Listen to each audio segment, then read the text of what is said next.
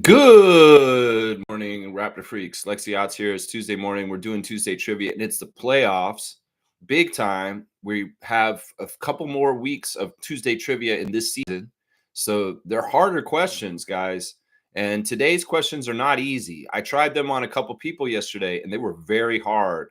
So this is the level we're at, is just like the finals.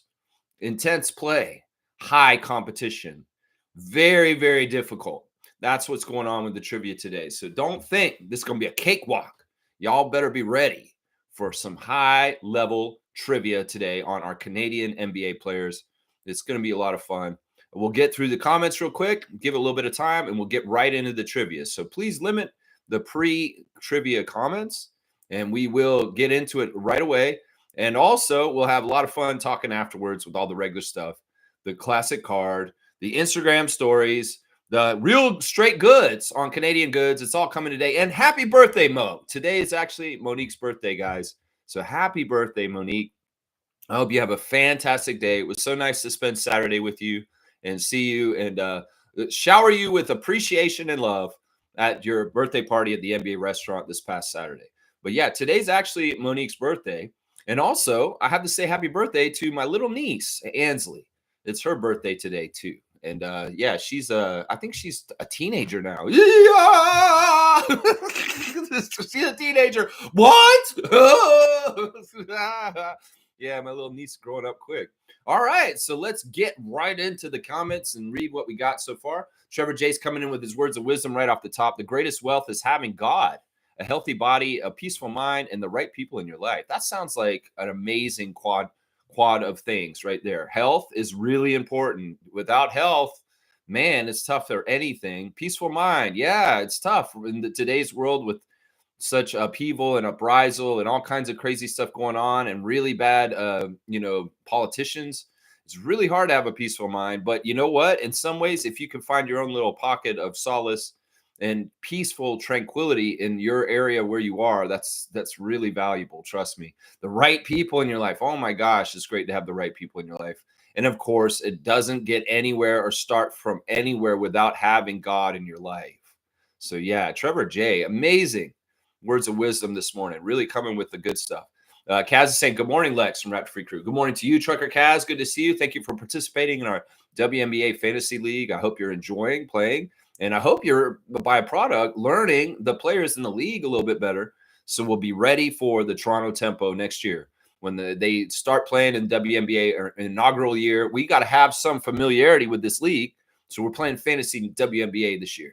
And we're trying to learn the players. So always good to see Kaz and checking in with us. Trucker, Kaz, good to see you. Trevor J saying Patty Mills has been named the University of Hawaii's men's basketball team general manager. So I'm guessing that means he's retired. I mean, seriously, unless this man is going to play and do this. I don't know about that. But yeah, this is a weird way to announce your retirement. I'm taking a job as the general manager of the Hawaii University men's basketball team, guys. Wait, Patty, you didn't officially retire yet. Wait, what? I haven't retired yet? I thought I retired. No, you played last year, remember? Oh, yeah, I did. I guess I'll retire now then. I'm going to Hawaii, guys. Bye. Usually you announce your retirement and then you go get the job. But I guess Patty Mills just say, hey, just so y'all know, I'm peacing out. I'm going aloha, baby. Let's go. So there was one game in the WNBA yesterday, and the Golden State Valkyries, an expansion team, beat the Los Angeles Sparks last night. Amazing stuff in WNBA action last night. Of course, the Florida Panthers routed the Edmonton Oilers in Game 3 of the Stanley Cup Finals, which is sad. But, I have faith the Oilers will even it up in Game 4, and it'll be 2-2. And you guys got to get this, Edmonton. The whole country is on your side, man. But, yeah, Golden State beat Los Angeles in the WNBA yesterday. Let's go look at the refs real quick for today's game. There are a couple games in the WNBA tonight. Indiana Fever will be at the Atlanta Dream. Roy Gubien is the crew chief. We've also got Tierra Cruz and Kevin Fahey on the referee crew in Atlanta. Chicago Sky will visit the New York Liberty tonight. Isaac Barnett is the crew chief with Angelica Suffren and Angel Kent. So, yeah, get your WNBA fantasy lineups and set up and get your points. Yeah, I was looking at this morning, and I am behind already in my matchup against James. James outscoring me on the first night of the week. So, James, you got a lead. This is good for you, man. Fiercey is over MK right now. Kareem has a goose egg. Meanwhile, Trucker Kaz is almost 100 points, the most points out of anybody last night.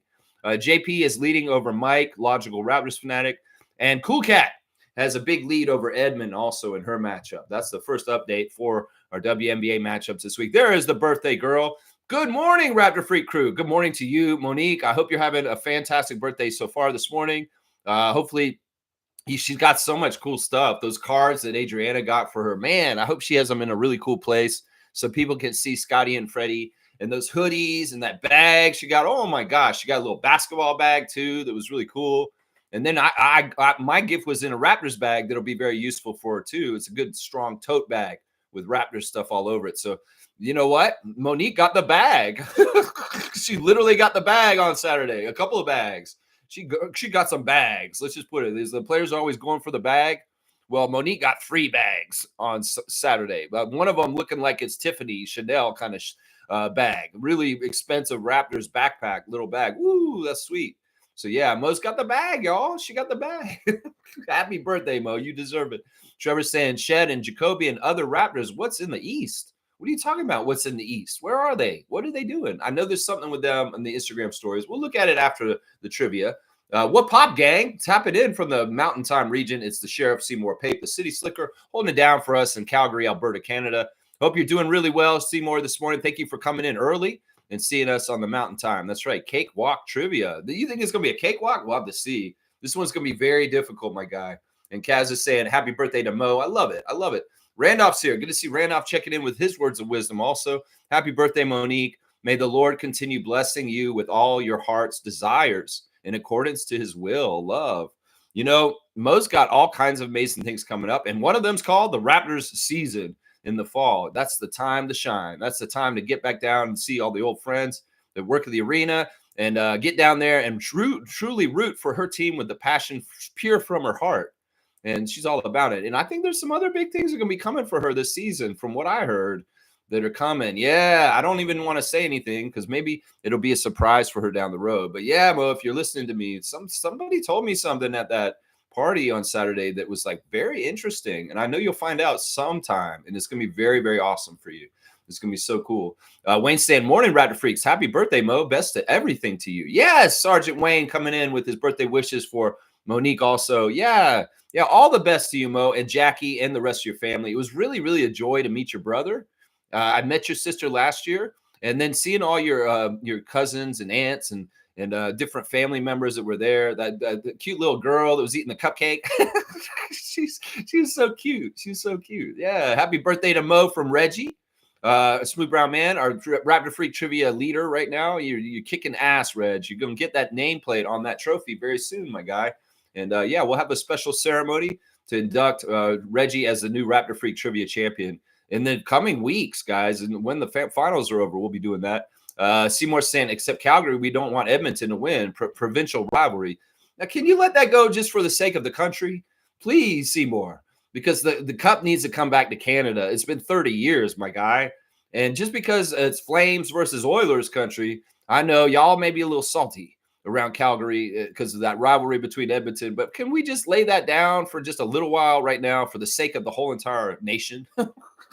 In some ways, it's like Leaf fans might lay that down for the Habs right now at this point, just to get the cup back in Canada, man. We need that cup back, man. These cup, yeah. You say these Flames torch oil. Okay, see, he's talking. See, this is the thing, man.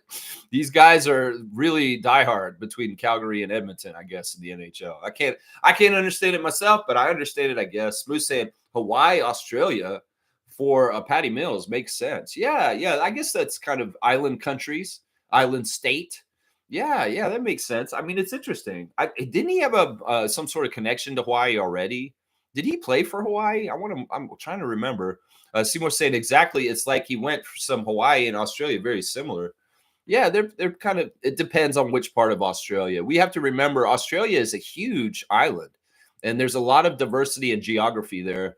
Some of it may look like Hawaii, but some of it is very dry desert and not very nice. Let's just put it that way. So there's quite a diverse ecology and environment in Australia. And well, Hawaii is pretty much Hawaii with volcanoes and jungles and beaches. But yeah, there's a little bit more diverse there in Australia, just so y'all know. Just so y'all know. Smooth saying, even though the time zones are extreme, there's a lot of people of Australia from there. Well, this is the thing. There's just generally islanders on the island of Hawaii. You know, you're more likely to have people from Fiji, Tonga, Samoa, and those kind of places in Hawaii. I know from a pro wrestling standpoint, I know some of y'all are here right now. You know, people like The Rock's grandmother. She was a wrestling promoter, and she wanted to promote the island guys, right? The Samoans, and so she based her whole entire wrestling promotion out of Hawaii. She couldn't have all the wrestlers fly out to Samoa, right? That's too far. So the closest thing was she took over the region in Hawaii. So a lot of the American wrestlers and Japanese wrestlers is right in between would stop in Hawaii from flying from Japan to America, and they do a show for The Rock's grandmother to kind of like get things going. And so that's how I know a lot of the Samoan wrestlers and people like that got to Hawaii and kind of set up base there, was because that was the place that made the most sense. That's in the pro wrestling world. But I'm sure maybe in everyday world and other people in their jobs may have found their way to Hawaii from island nations in Polynesia and down there in Samoa and Fiji and Tonga and, you know, those places and stuff. So, yeah, Australians, I'm sure they're in Hawaii too. Oh, yeah, I'm sure. Yeah, that makes sense. Let's see. Mo's saying, thank you, everyone. Appreciate you, Raptor Freak Crew, so much. We appreciate you, Mo. You too. You're like the heart and soul of our team in some ways, and you're always a beacon of a great example of how to be the right kind of Raptors fan. There's no denying. If you ain't doing it like Mo, you're not doing it right. Is what I'm gonna say right now. If you're not loving this team and rooting for this team in the right way, like Monique, you're not doing it right. And that's just saying. And then some of these toxic people that say they're fans in Raptors Nation, I wish you could teach a course and we'd have Professor Lawrence come in and say, hello, class, I'm going to teach you how to be a better Raptor fan. Because seriously, this world needs it for these Raptor fans. They need more Mo inside of them to understand how to love and appreciate their team correctly. That's what I'm saying. Seymour's saying he wants to visit New Zealand. Yeah, that'd be pretty cool. That's where they filmed Lord of the Rings, right? There's a lot of cool stuff there. They've had some very good leadership there. The lady who was running New Zealand for a while, she was fantastic. Wow. Yeah, happy birthday to Mo from Killoy also. Yeah, this is awesome, man. And Fiercely saying happy birthday and putting her on blast with the streamers and the pictures. I love it. Good to see MJ. All right, since MJ's here, she's checked in. We got 15 people on the chat right now. Let's go ahead and get into today's trivia. Hey, Nako's here too. Happy birthday to Mo from Gerald also. Love to see that. All right, guys, we are piggybacking off of last week's Canadians and NBA subject. The finals are full of Canadian content. So we're celebrating Canadians and the NBA. Last week, it was about the history and the prior players. Well, we're going to talk current. We're going to get present with present day current Canadian NBA players. And all the questions today will be answered with current Canadian players that are currently in the NBA that are Canadians. So that's what it is. Yeah, and Fiercey's got a good point here. Click that live button right now, just in case you're behind, so that you can be ready to answer the question right on time. Because if you're behind, well, somebody's going to get it before you because they are ahead of you in time, Marty McFly. All right, so let's go. Canadians in the NBA, part 2, the present moment. Let's go. All right, here, first question. Be quick and give me full answers. Do not half-ass this. I want both the first and the last name. And if you can spell it as correct as possible, is always best here. I'll try to be fair with the spell correct and all that kind of stuff within reason. All right, the first question is, which current Canadian player was the first Raptor drafted that was from Toronto? Which current Canadian player was the first Raptor drafted that was from Toronto? Yeah, first and last name. This is a gimme. I want to just see how fast y'all are right now. Fiercey's got it right there. Delano Banton is right. Neither one of y'all spelled his name right, but that's okay.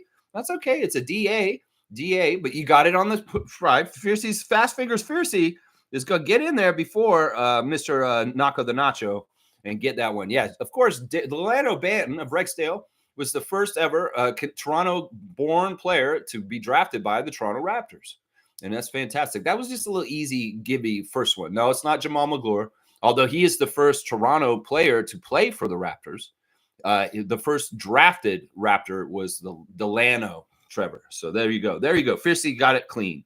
All right. The second question is this, and listen to me very carefully, guys. Seriously. Some of these trivia questions are two-part inside them. You have to think about two things to get them. So it's like one to the next. All right. Look at Nako's on it. All right. This current Canadian player in the NBA. I should get my glasses, man. I don't even know why I'm like, I should be looking at this. Why am I making this hard for me? This current Canadian player was trained by his uncle Vaughn. How about that? This current Canadian player was trained to play basketball by his uncle Vaughn. If you can figure that out, you could get the full name answer. That's right. This current Canadian player was trained by his uncle Vaughn. Kelly Olynyk is not right. Kelly Olynyk is not right. It's a good guess, though. Yeah, who has an Uncle Vaughn? And who would Vaughn be? Do y'all know who Vaughn is? Yeah, Vaughn. Yeah, Uncle Vaughn. Who's Uncle Vaughn? Andrew Wiggins is wrong. No, it's not Andrew Wiggins, guys. Think about not Dylan Brooks, guys. These are great guesses. These are all Canadians. Benedict Mathurin. No. Who was trained to play basketball by his Uncle Vaughn alongside his cousin? Oh, you can't do that, but I'm going to give it to Mo. She can do that. Monique's going to get it. It's Nickel Alexander Walker, who was trained by Vaughn Alexander, the father of SGA. And that is the answer. So good job, Mo. You're going to get it. She put the initials in. I'll allow that with her. So it's Nickel Alexander Walker. His uncle is Vaughn Alexander, who is SGA's father. And he is the one who trained both SGA and Nickel. So there you go. Yeah, it's her birthday. Of course she can do that. It's her birthday. They said it's your birthday. They said it's your birthday. They said it's your birthday. Yeah. I love it. Mo got that one. That's right. Nickel. That's right. All right. Next question, guys. Which current Canadian player in the NBA has the nickname The Abnormality? This is a weird one. I didn't even know this until yesterday. When I was doing my research, I was like, what? This is real? This is real? There's a Canadian player in this league who has a nickname called The Abnormality. That's a weird one, man. Which one of the Canadian players in the league right now is nicknamed The Abnormality? In some ways, is it an unfortunate nickname or a good nickname? It's a good nickname, I think. Yeah, The Abnormality. Yeah, who is The Abnormality, guys? No Googling. Just guess, please. No Googling. Dylan Brooks? That's an interesting guess, Trevor. No, it's not Dylan. Although he is a little abnormal. That's true. He is a bit abnormal. That's right. No Googling. Just try and answer. We know all the Canadian players in this league. Andrew Wiggins. Andrew Wiggins abnormal? It's not him. It's not our Maple Jordan. No, it's not him. What is the question? It's which one of the current NBA Canadian players is nicknamed The Abnormality? It's really weird. Tristan Thompson 100 times. I want to give you a dunk for that one, Fiercely. I'll give you a dunk for that one. SGA? No, it's not SGA. SGA, not abnormal, just the top of his league. Zach Edey, interesting. That kind of fits. Zach Edey would be nicknamed The Abnormality, but that's not true. It's obviously not that well known, right? Because I didn't know it, and y'all don't know it either. But this is true. This is a nickname for one of the Canadians in the NBA right now. There we go. Nako got it. It's Shaedon Sharpe. Shaedon Sharpe is nicknamed The Abnormality for the way he can jump. So that is the right answer. Shaedon Sharpe is The Abnormality. I don't know if you guys knew that. Well, we're learning here about our current Canadian stars in the NBA. That's right. Not RJ Barrett, unfortunately. I want to say, y'all, this weekend on Saturday, we're going to do a Saturday Share the Love Club birthday party for RJ Barrett. It's his birthday on Saturday. So be here on Saturday. We're going to be celebrating RJ. That's right. Yeah, facts. He has boings. Boing. Boing. Bounces fits his name, Abnormality. Yeah, that's a little weird. I'm going to use that call when I'm calling Team Canada games in the future. Here comes the Abnormality. That'll be good. I love it. Yeah, let's see. Yeah, the name fits. That's right. All right, next question. Question number 4 out of 17, guys. All right, here we go. This current Canadian player in the NBA, his mom is Queen Bee. His mom is Queen Bee. Yeah, if you can tell me what that. You see, in some ways, this is not the normal trivia. These are a little bit tougher. This current Canadian player's mom is Queen Bee. Yeah, the Queen Bee. That's right. Who can tell me what that is? If you've been paying attention to the channel in the last couple weeks, you'll understand this one. If you understand. Who is the Queen Bee? It's not Kem Birch. You're talking about Wendy Sparks. No, it's not Kem Birch. It's not Dylan Brooks either. No, it's not. SGA is not right. Andrew Nebhart is not right either. Zach Edey is right. Stargate has got it. And you know why he knows? Because he watched the documentary Inbound. And he found out that Zach Edey's mom keeps bees on the rooftop of a Toronto apartment building. And she loves beekeeping. And she very understands how important and vital bees are to our life. That with no bees, we're in trouble for food. And Zach Edey's mom is straight up keeping bees like crazy in downtown Toronto to try and help us with the fight to keep the bees alive. So kudos to Zach Edey's mom. Honestly, she's a hero to me right now, man. That movie was cool. Inbound. Yeah. Zach Edey is the right answer. Next. All right, Gerald. All right. I see you. I see you, Gerald. I love it. He's like that bus on MTV. Next. It's like, this guy's a loser. I want the next loser off the bus. Next. I don't know if they showed that show up here in Canada. It was really bad TV. All right, question number 5, guys. This current Canadian player in the NBA has played for the Scarborough Shooting Stars. He's played for the Ottawa Blackjacks, and he's also played for the Santa Cruz Warriors. Which current Canadian NBA player from Toronto has played for Scarborough Shooting Stars, Ottawa Blackjacks? Those are both CBL teams. And the Santa Cruz Warriors. Who is it? That's right. Kelly Olynyk is wrong. AJ Lawson is wrong. Andrew Wiggins is wrong. You guys are going to have to dig deep on this one. Yeah, the hard part, the easy thing that gives it away is Santa Cruz Warriors, guys. That's the one that gives it away. This is a Toronto guy who's in the league this year for the first time. But before that, he's bounced around the G League and the CBL. So he's played for Scarborough Shooting Stars. He's played for Ottawa Blackjacks. And he's played for Santa Cruz Warriors. And that's the good guesses right there. AJ Lawson's wrong. Andrew Wiggins is wrong. Chris Boucher is wrong. Quentin Post is not Canadian. Nacho the Nacho. But you're very close. Let's just put it that way. A teammate of Quentin Post's from this year. Eugenio Maroy is a great guess, but is wrong. No. It's this person's played for Scarborough Shooting Stars. He's also played for the Ottawa Blackjacks in the CBL. And now he's played for Santa Cruz Warriors, all as well as 2 games for the Golden State Warriors. Yeah, that's the hint right there. He's a Warrior. There's a Canadian on the Warriors that is, there's no hint, man. This is high-level playoff Raptor Freak Trivia at the highest level. And this question is one of the hardest questions today. Yes, it is. That's right. Jackson Rowe is right. Fiercey got it. It's Jackson Rowe. Jackson Rowe was a rookie for the Warriors this year. And he was on Santa Cruz Warriors for the most part, but he did play 2 games for the Warriors during the season. So Jackson Rowe is the right answer. Good job, Fiercey. Yeah, he was a Scarborough Shooting Star at one point and an Ottawa Blackjack also. Next question, guys. All right, this current Canadian player in the NBA is from Montreal. And he went to the NBA Academy in Mexico City before he got drafted into the NBA. Which Montreal native went and studied at the NBA Academy in Mexico City, Mexico, before he came into the league? That's right. You should be ashamed. I didn't remember earlier Ottawa. Did you remember Jackson Rowe being on Ottawa? There you go. Chris Boucher's wrong. He is a player from Montreal. But which one of the players from Montreal had to go to the NBA Academy in Mexico City before he came in?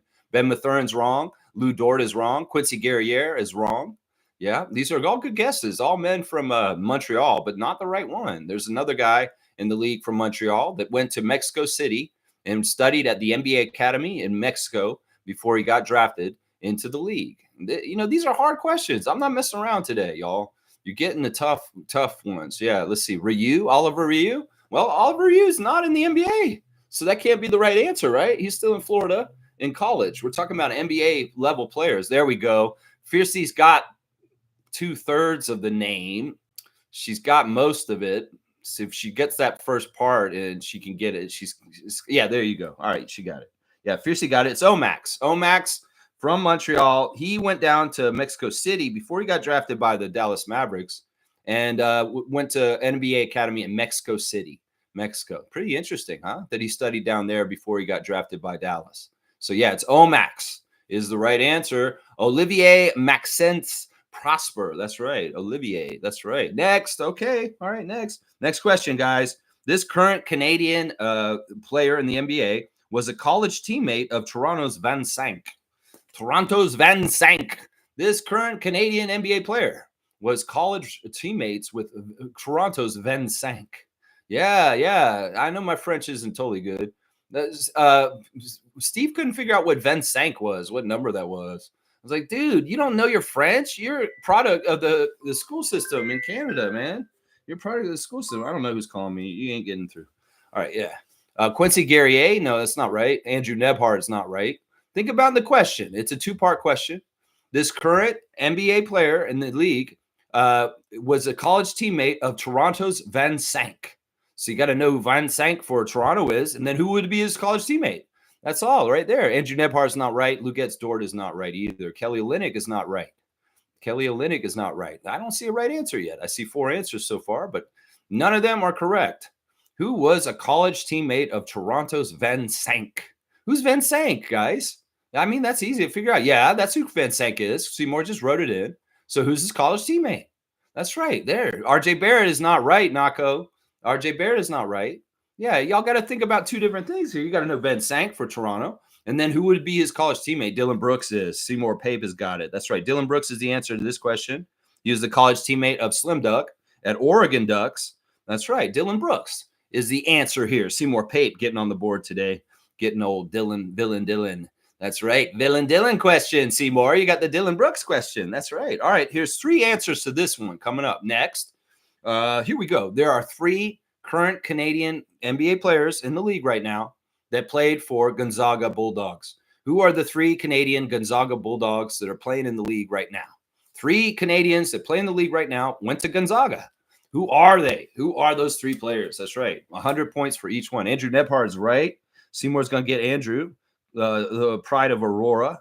That's right. Andrew is right. And Zach Edey went to Purdue. That is wrong. Kelly Olynyk is right. Kelly Olynyk did go to Gonzaga. So Fiercey's going to get Kelly. Kelly. Yeah. There's one more, guys. And he's from Vancouver, just so y'all know. The last one's tough.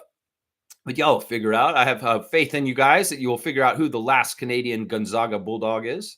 Yeah, between Andrew Nebhart, Kelly Olynyk, and Brandon Clark. That's right. Fiercey knows is Brandon Clark of the Memphis Grizzlies is the right answer. Is Brandon Clark. Nako is right in after that. Seymour, you're just after Nako. So, but Fast Fingers Fiercey is getting it this one, guys. Once again, she's on top of it. She spelled it perfectly, too. Wow, good stuff here. All right, the next question, guys. Always 2-parters. You got to think about these questions in lateral ways. All right, this one is, this current Canadian player in the NBA, his godfather is a 2-time MVP. Yeah, his godfather is a 2-time MVP. This current Canadian NBA player in the league, his godfather is a 2-time MVP. RJ Barrett, that's so easy. That's right. Fiercey knows. RJ's godfather is Steve Nash, 2-time MVP for Canada, for the NBA. RJ Barrett is exactly right. And we will be, once again, celebrating RJ's birthday this Saturday on this channel. On the Saturday Share the Love Club, it's RJ's birthday Saturday. So we will definitely be having a birthday party for RJ this weekend on Saturday on the channel. So come on in and share the love for RJ, Star J, our guy Rowan Barrett Jr. That's right. We're going to be celebrating you this weekend, RJ. We love you. We ain't like these half-assed, horrible fans that are ready to trade you out of here. No. And this rumor that's from Raptors Rapture, if this rumor is true, RJ's good as gone. Whatever. Shut your fucking trap. This shit ain't happening. RJ Barrett's a Raptor, my guy, and he's staying here. We ain't trading RJ. You guys are crazy. You think we're going to trade RJ. Stop thinking he's so expendable, you idiots. They're in Raptors Nation. You ain't fans if you think RJ is expendable. That's right. No trading to RJ. That's right. I like that. Put that Ghostbuster symbol up there. That's right. All right. This question's a little tough, but think about it, guys. Think about it deeply, and you will find the answer. You got to think about it deeply, though. This current Canadian NBA player from Toronto has played on the same NBA team for over 10 years now.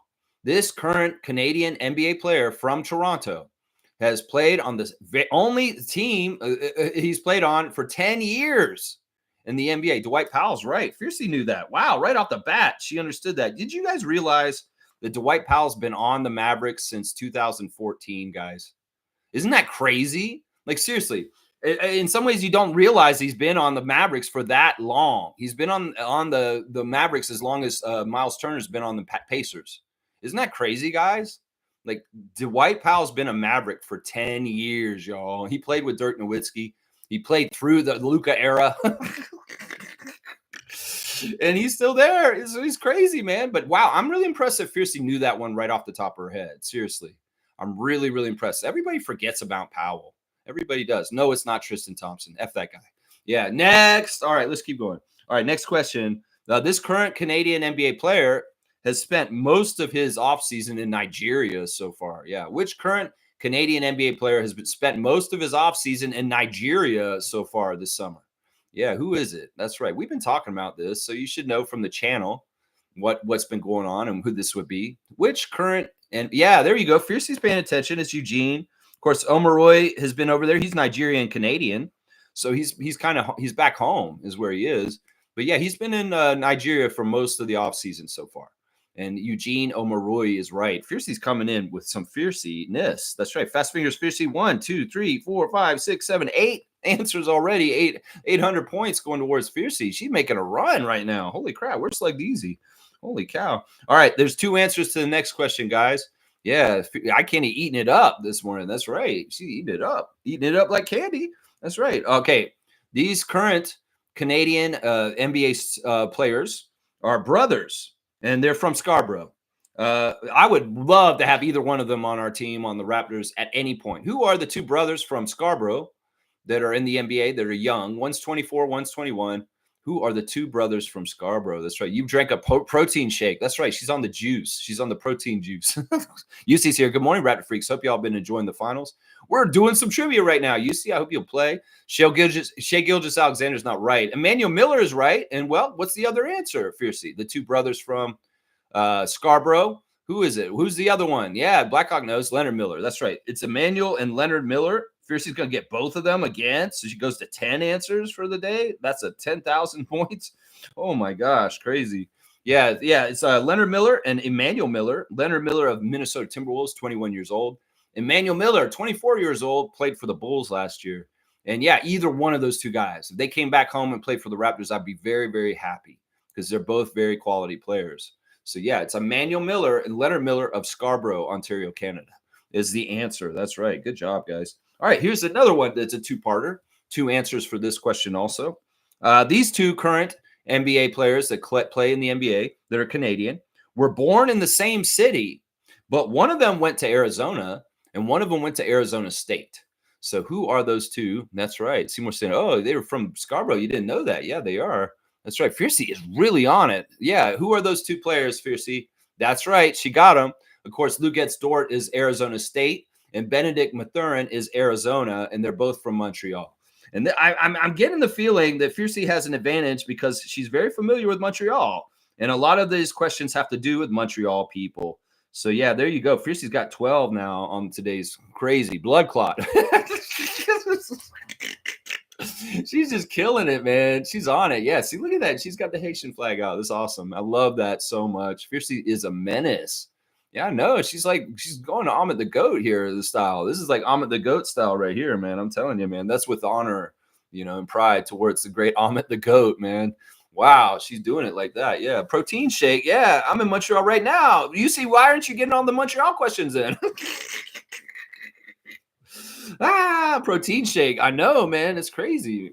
You need that every morning, Fiercey. Holy crap.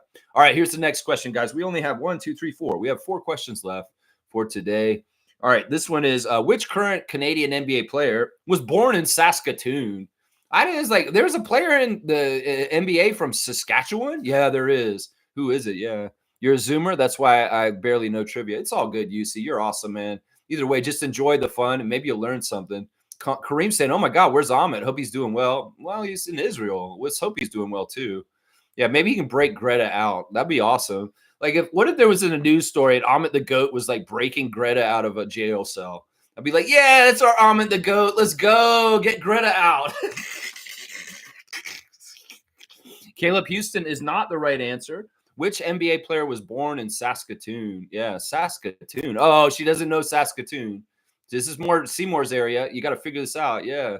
Yeah, as UC saying, yeah, learning on here is great time. I know. That's why part of the reason why I love doing the trivia is I feel like we all learn something, like the abnormality. I had no idea Shaden Sharp's nickname was abnormality. So crazy. Yeah, Saskatoon. You don't know Saskatoon? What's the Saskatchewan NBA player in the league right now? Seymour Pape. Come on now, Mountain Time. Help me out here. Caleb Houston is not the answer here. Trey Lyles is right. Smooth remembers. Trey Lyles on Team Canada at the Olympics last year as one of our backup bigs. Trey Lyles is the guy who's from Saskatoon. And Smooth just got in there before Seymour, just before, man. You guys are Google merchants. No way you guys know all this shit. Kareem's hilarious, man. He's like, yeah, I don't know. I like to think they go off the top of their heads. Our Raptor freaks are very accomplished, intelligent, gifted people that know a lot. Okay, then, Kareem, come on. I'm not like this indictment. I think that Fiercey just has very fast hands. That's right. Next. All right, next. All right, here we go. Next question. Which current Canadian NBA player taught Scotty Barnes all about Canada and Toronto before he even came to Canada or got drafted to the Raptors? There's a guy who gets all the credit for teaching Scotty about Canada. Who is that player that taught Scotty about Canada? Nako knows it's Caleb Houston. That's right. That's the answer for Caleb Houston. Caleb Houston was a high school teammate of Scotty's, and he taught him about Mississauga, where Caleb is from, and showed him Degrassi, and he watched Degrassi with him. So Scotty, he told us about this on Twitch that summer. He's like, yeah, Caleb showed me Degrassi, and he told me how y'all talk and what it's up like here. And I was actually really excited when I got drafted because I knew all about Canada from Caleb Houston.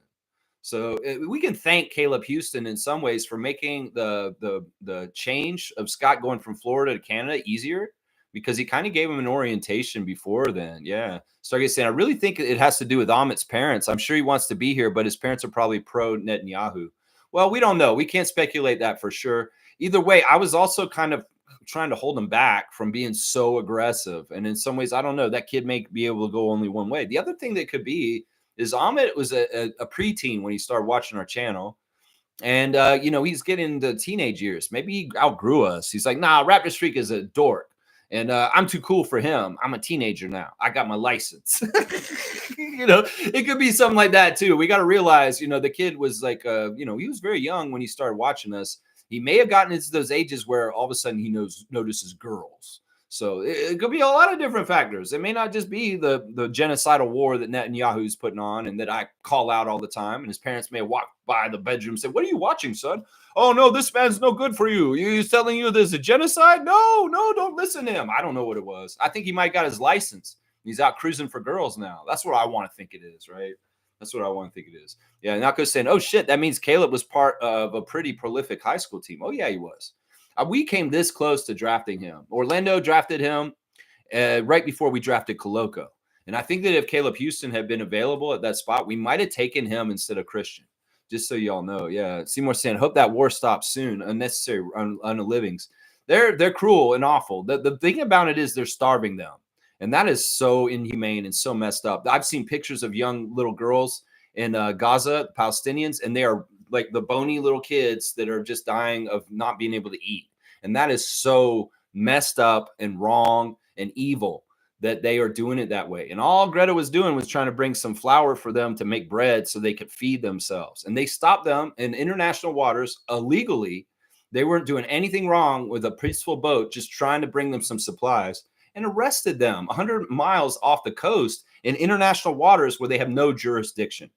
So there's all kinds of war crimes going on with Israel right now that are really, really bad. Yeah, really, really bad. All right, we got a couple more questions, guys. We can't go off glass right here. Kareem saying, Lex, those are seeing glasses or stylish. They suit you well. They're seeing glasses. These are reading glasses because I'm not able to read up close at this point after turning 50 this year. I'm turning 50. So this is part of it. LA's up in smoke too right now. That is totally manufactured by Trump. He's making up conflicts so that he can use power and start enslaving the American people. This is going to be common coming up, and I hate it. In some ways, this country below us is not safe to travel to. They're arresting tourists. I heard a story about they took a Chilean tourist from Chile off the street in New York recently, and the ICE took her, but she was just a tourist visiting the city, and they left her 14-year-old daughter by herself on the street in New York, taking her away. So yeah, there's no rhyme or reason to these people down there. I highly recommend nobody goes to the States right now. Seriously. I don't think it's safe for anybody. I would not go down there myself right now. And I love my family, but I'm not going to the States while Donald Trump's in power ever again. If he gets kicked out and they kick his ass out, I'll come back. But I'm not coming back till then. And I'm saying that on my niece's birthday. Seriously. Yeah, anyway, y'all, I don't want to do this right now. We need to get right into it. And now Mobester's here. It's all over, guys. We need to stay focused on the trivia. Seriously, guys. We seriously want to stay focused on the trivia. Smooth saying, I hope Amit shows up again one day, though. I do too. I do. I do also. I want him to say hi. Trevor saying Trump wants the governor of California to be arrested for standing up to him. Yeah, he's a dictator. He's a tyranny. And fuck Trump. Fuck him. He's going to get what he deserves in the end. He want to be Hitler, motherfucker. Yeah, Cream saying ICE is going crazy, protest in the mornings and fucking riot at night. I know this all too well. Yeah, they're manufacturing this. Those are peaceful protesters. There may be some MAGA idiots down there burning stuff to try and incite it, to make it go crazy. I mean, this is the textbook stuff. Black Lives Matter, civil rights protests. This is all the same stuff. And in some ways, the police will antagonize and try and get the people to push the line so they can use brutal force on them. And some of them aren't even caring or waiting. The other thing is the ICE people and the deputies that are coming are not regular deputies. They're deputized racists, Proud Boys, and white supremacist groups that really gleefully get off on beating people up. So this is a totally really bad situation. And if you're a real soldier or a real police officer, you're saying, no, I'm not doing this for you. You're a dictator. Fuck you guys. But they got to get these young idiots that are all about doing it. And that's kind of who they're getting. But at some point, it's going to have to be a resistance army of the real Americans, the real soldiers that are going to stand up against them and put the fight to them the other way. Because the right and just people understand this is not right. And more people across the country, the majority of Americans are thinking this is not right, what's going on. The media will portray it as, Trump is justified because they're in his pocket at this point. And so don't listen to mass media. Listen to ground roots media and social media, because they will show the reality, the people that are on the streets with the cameras, more than the newspapers and the big TV stations and everybody else. They're completely bought and paid for. They will spin it that the Trump is justified in any of this. He is not justified in any of this. And realize the protesters that are in LA are ordinary people. They're not paid activists. They're not bust-in people. These are people that were walking their dog, or they were people just living their lives, and they are like, this is messed up, and we're joining because this is messed up. They're people like you and me. So don't let the narrative and the media twist anything in the wrong way. I'm just going to say that right now. I'm the best. I'm doing trivia. I don't want you to write in comments right now. Yeah, let's see. And Mel's saying, good morning, Lex. Happy Tuesday. Today's my birthday. Is your birthday too? You have the same birthday as Monique. That's crazy. Want to thank God I'm here for another year of life, just relaxing at home, rainy day. Enjoy birthday at home with the family. That's great, Milbester. I'm glad you can have the day off and spend some time at home with them. You're awesome, Knicks freak. You go on now. He's saying Florida Panthers dominate. Yeah, we don't want to talk about it. We're going to skip that comment right there. All right. 2 more questions, guys, and we're done. Monique, be ready on this one, please. This current Canadian NBA player played for 8 NBA teams, but he had his highest points per game average in the playoffs with the Toronto Raptors. So this current Canadian NBA player has played for 8 different NBA teams, but he had his highest points per game average in the playoffs with the Toronto Raptors. So there you go. Fiercey's got it already. It's Corey Joseph. Oh, I was like going to see if Mo would get that one, because I know she always knows the Joseph questions. Corey Joseph is a family friend of Monique's family. And in some ways, it's going there, yeah, with that. But yeah, Corey Joseph. Fiercey's too fast. She's devastatingly too good. That's right. All right, last question, guys. Last question for our Tuesday trivia. Canadians, current Canadians in the league. We did the past Canadians last week. That's right. Not right now, Mel. Come on now. All right. This current Canadian NBA player is definitely not a waste ute from Brampton. Yeah, there you go. This current Canadian NBA player is definitely not a waste ute from Brampton. Yeah, we know that, Scotty's called this guy a waste ute from Brampton. And now he has, a friend that's from Brampton. That's, he's not a waste ute, that's for sure. It's not RJ Barrett. It's not Tristan Kardashian. He's definitely a waste ute, though. I'll say that. That's wrong. Totally wrong. It's not Tristan Kardashian. No, waste is Tristan. That's right. He's waste ute. That's right. Delano Banton. No, guys. Who's the waste ute? Who's not a waste ute from Brampton? From Brampton. Yeah, from Brampton. He's not a waste ute from Brampton because he's not a waste. This man has made it, and we're very proud of him. That's right. So, yeah, who is definitely not a waste ute from Brampton? Delano Banton was the answer to the first question, Nako. You know that. You know that. Come on, y'all. I'm surprised you aren't getting this one right away. Seriously. Yeah, there you go. Trevor figured it out. It's AJ Lawson. AJ Lawson's from Brampton. And, I'm sure that Scotty doesn't think he's a waste ute from Brampton. That's right. AJ Lawson is the right answer. Jared Roden's not Canadian. But yeah, AJ Lawson is, and he is from Brampton. Boom goes a dynamite. Trevor J getting the last one. I love that, man. Certified waste man. That's right. Waste Ute. Tristan Thompson. That's right. Look at this, man. Lots of questions answered. Looks like Fiercey got most of them. We got Monique, Nako, Stargate, Seymour, and Smooth, and Trevor. All got points today. Good job. Milbester, happy birthday. I want to know, I don't know how old Mo's turning. She might still be here. She was here earlier, but I don't know how old she's turning, and whether you're older or she is. I'm going to guess you're older than her. Just so you know. I don't know. Let's see. Yeah, just kidding, fam. No protein shake involved. You didn't take a protein shake? What are you talking about? Why would you say you had a protein shake this morning and then you didn't? I mean, it probably energized you, got you going. In some ways, that's not nothing wrong with that. Wait, are we talking about protein shake as something else? I'm just being innocent here. Come on now. Let's see. Milbester saying thank you to Fiercey. And Fiercey saying, Milbester, you don't ask a lady how old she is. Yeah, that's true. That is true. Milbester, that's a little bit of oversight. You're not. I don't know how old Mo is. That's why I'm like, I'm not going to answer. I'm not going to say because I don't know. You're not supposed to know. I don't even know how old my mom is. So it's like, how am I supposed to know how old people are? You don't ask a lady. I knew that. You get slapped. That's in some ways what happens, right? All right. Let's keep going, guys.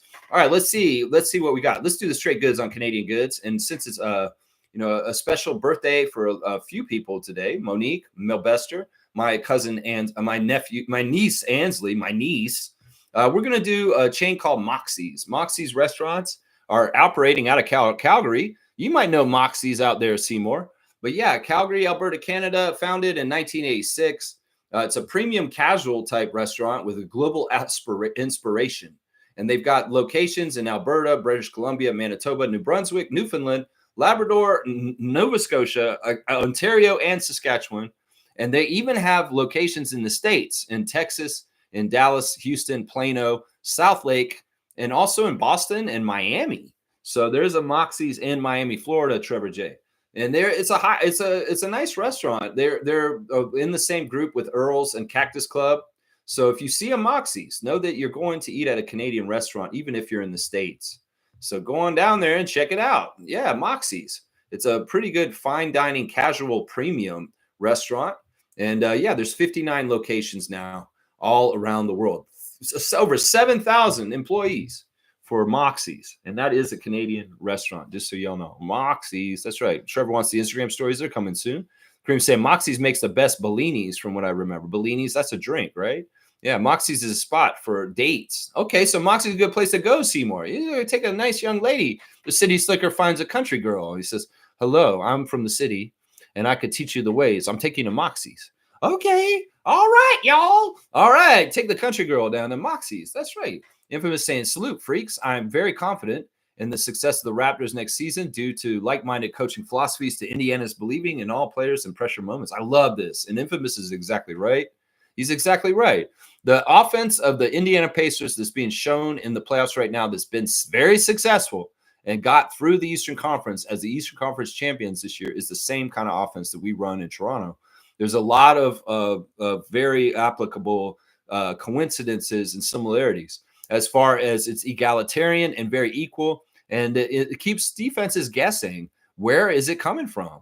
You know, in some ways, that's been such a strength for them. Some of these teams in the playoffs have flamed out and lost because they're just too easy to figure out. The one-trick pony of Jalen Brunson really hurt the Knicks in some ways. Everything has to go through Brunson. But with the Pacers, they didn't know where it was coming from in which way, whether it's Nebhard, whether it's Halliburton, whether it's Mathurin, whether it's Siakam. So Turner, you know, that's something that we have on our team that's a characteristic. And Infamous is right that this is something we should be very excited about, Raptors fans, that the proof is in the pudding with the Pacers and the way that they run their style of play. You know, some people are detractors of Coach Darko and they don't like him. Well, I think you're wrong. This man has an idea what the future NBA looks like, and we're building towards the future of the NBA. And as evidenced by the success of the Pacers, we're on the right track. So this is the thing, man. In some ways, I can make the argument that the Raptors personnel overall is more talented than the Pacers overall personnel right now. Seriously. If you really think about it, with RJ, Emmanuel, Brandon, Scotty, Jakob, That's a better starting five than the one that starts for the Pacers in some ways, guys. Seriously, if you really think about it. So if you take the philosophies that the Pacers and Rick Carlisle employ, and you think about it in the way with the Raptors, we are going to do that just like them, but we may do it better if we get it all worked out exactly right. So trust in Darko, understand that what he's building is sustainable for the future going into the NBA and what's happening with the parity era. So yeah, I'm all about it, man. I'm totally with you on this, Infamous. I'm excited too. I believe you're exactly right. I'm very confident in how they're going to do next year also, as long as they are healthy. That's right. Stargate says he loves Moxies. There you go. The straight goods on Canadian goods. I didn't have to tell y'all. Y'all already knew. Y'all already knew, but I had to remind y'all. That's right. Seymour saying a hotel above the main one at 7th and 8th in Southwest Calgary is proper. Yeah, that's the place where you take them if you really want to impress them, huh? That's where you take them when you're like, hey, listen, this girl's so great. She's so classy. I'm taking her Moxies. Really, man? You like her like that? Yeah, we're going to Moxies, man. Wow, you must really like her. That's right. I love this. Fiercely saying Moxies is really good. I love their beef vindaloo. There you go. Yeah, that international flair and flavor that they put in there. That's right. International. That's right. And their brownie bites are amazing. White chocolate and chocolate ones. Okay, y'all are, come on now. Who are you? Trevor J's pictures on Discord? Stop it. Stop it. Why? You're growling now. Why'd you do this to me, Fiercely? My stomach's growling.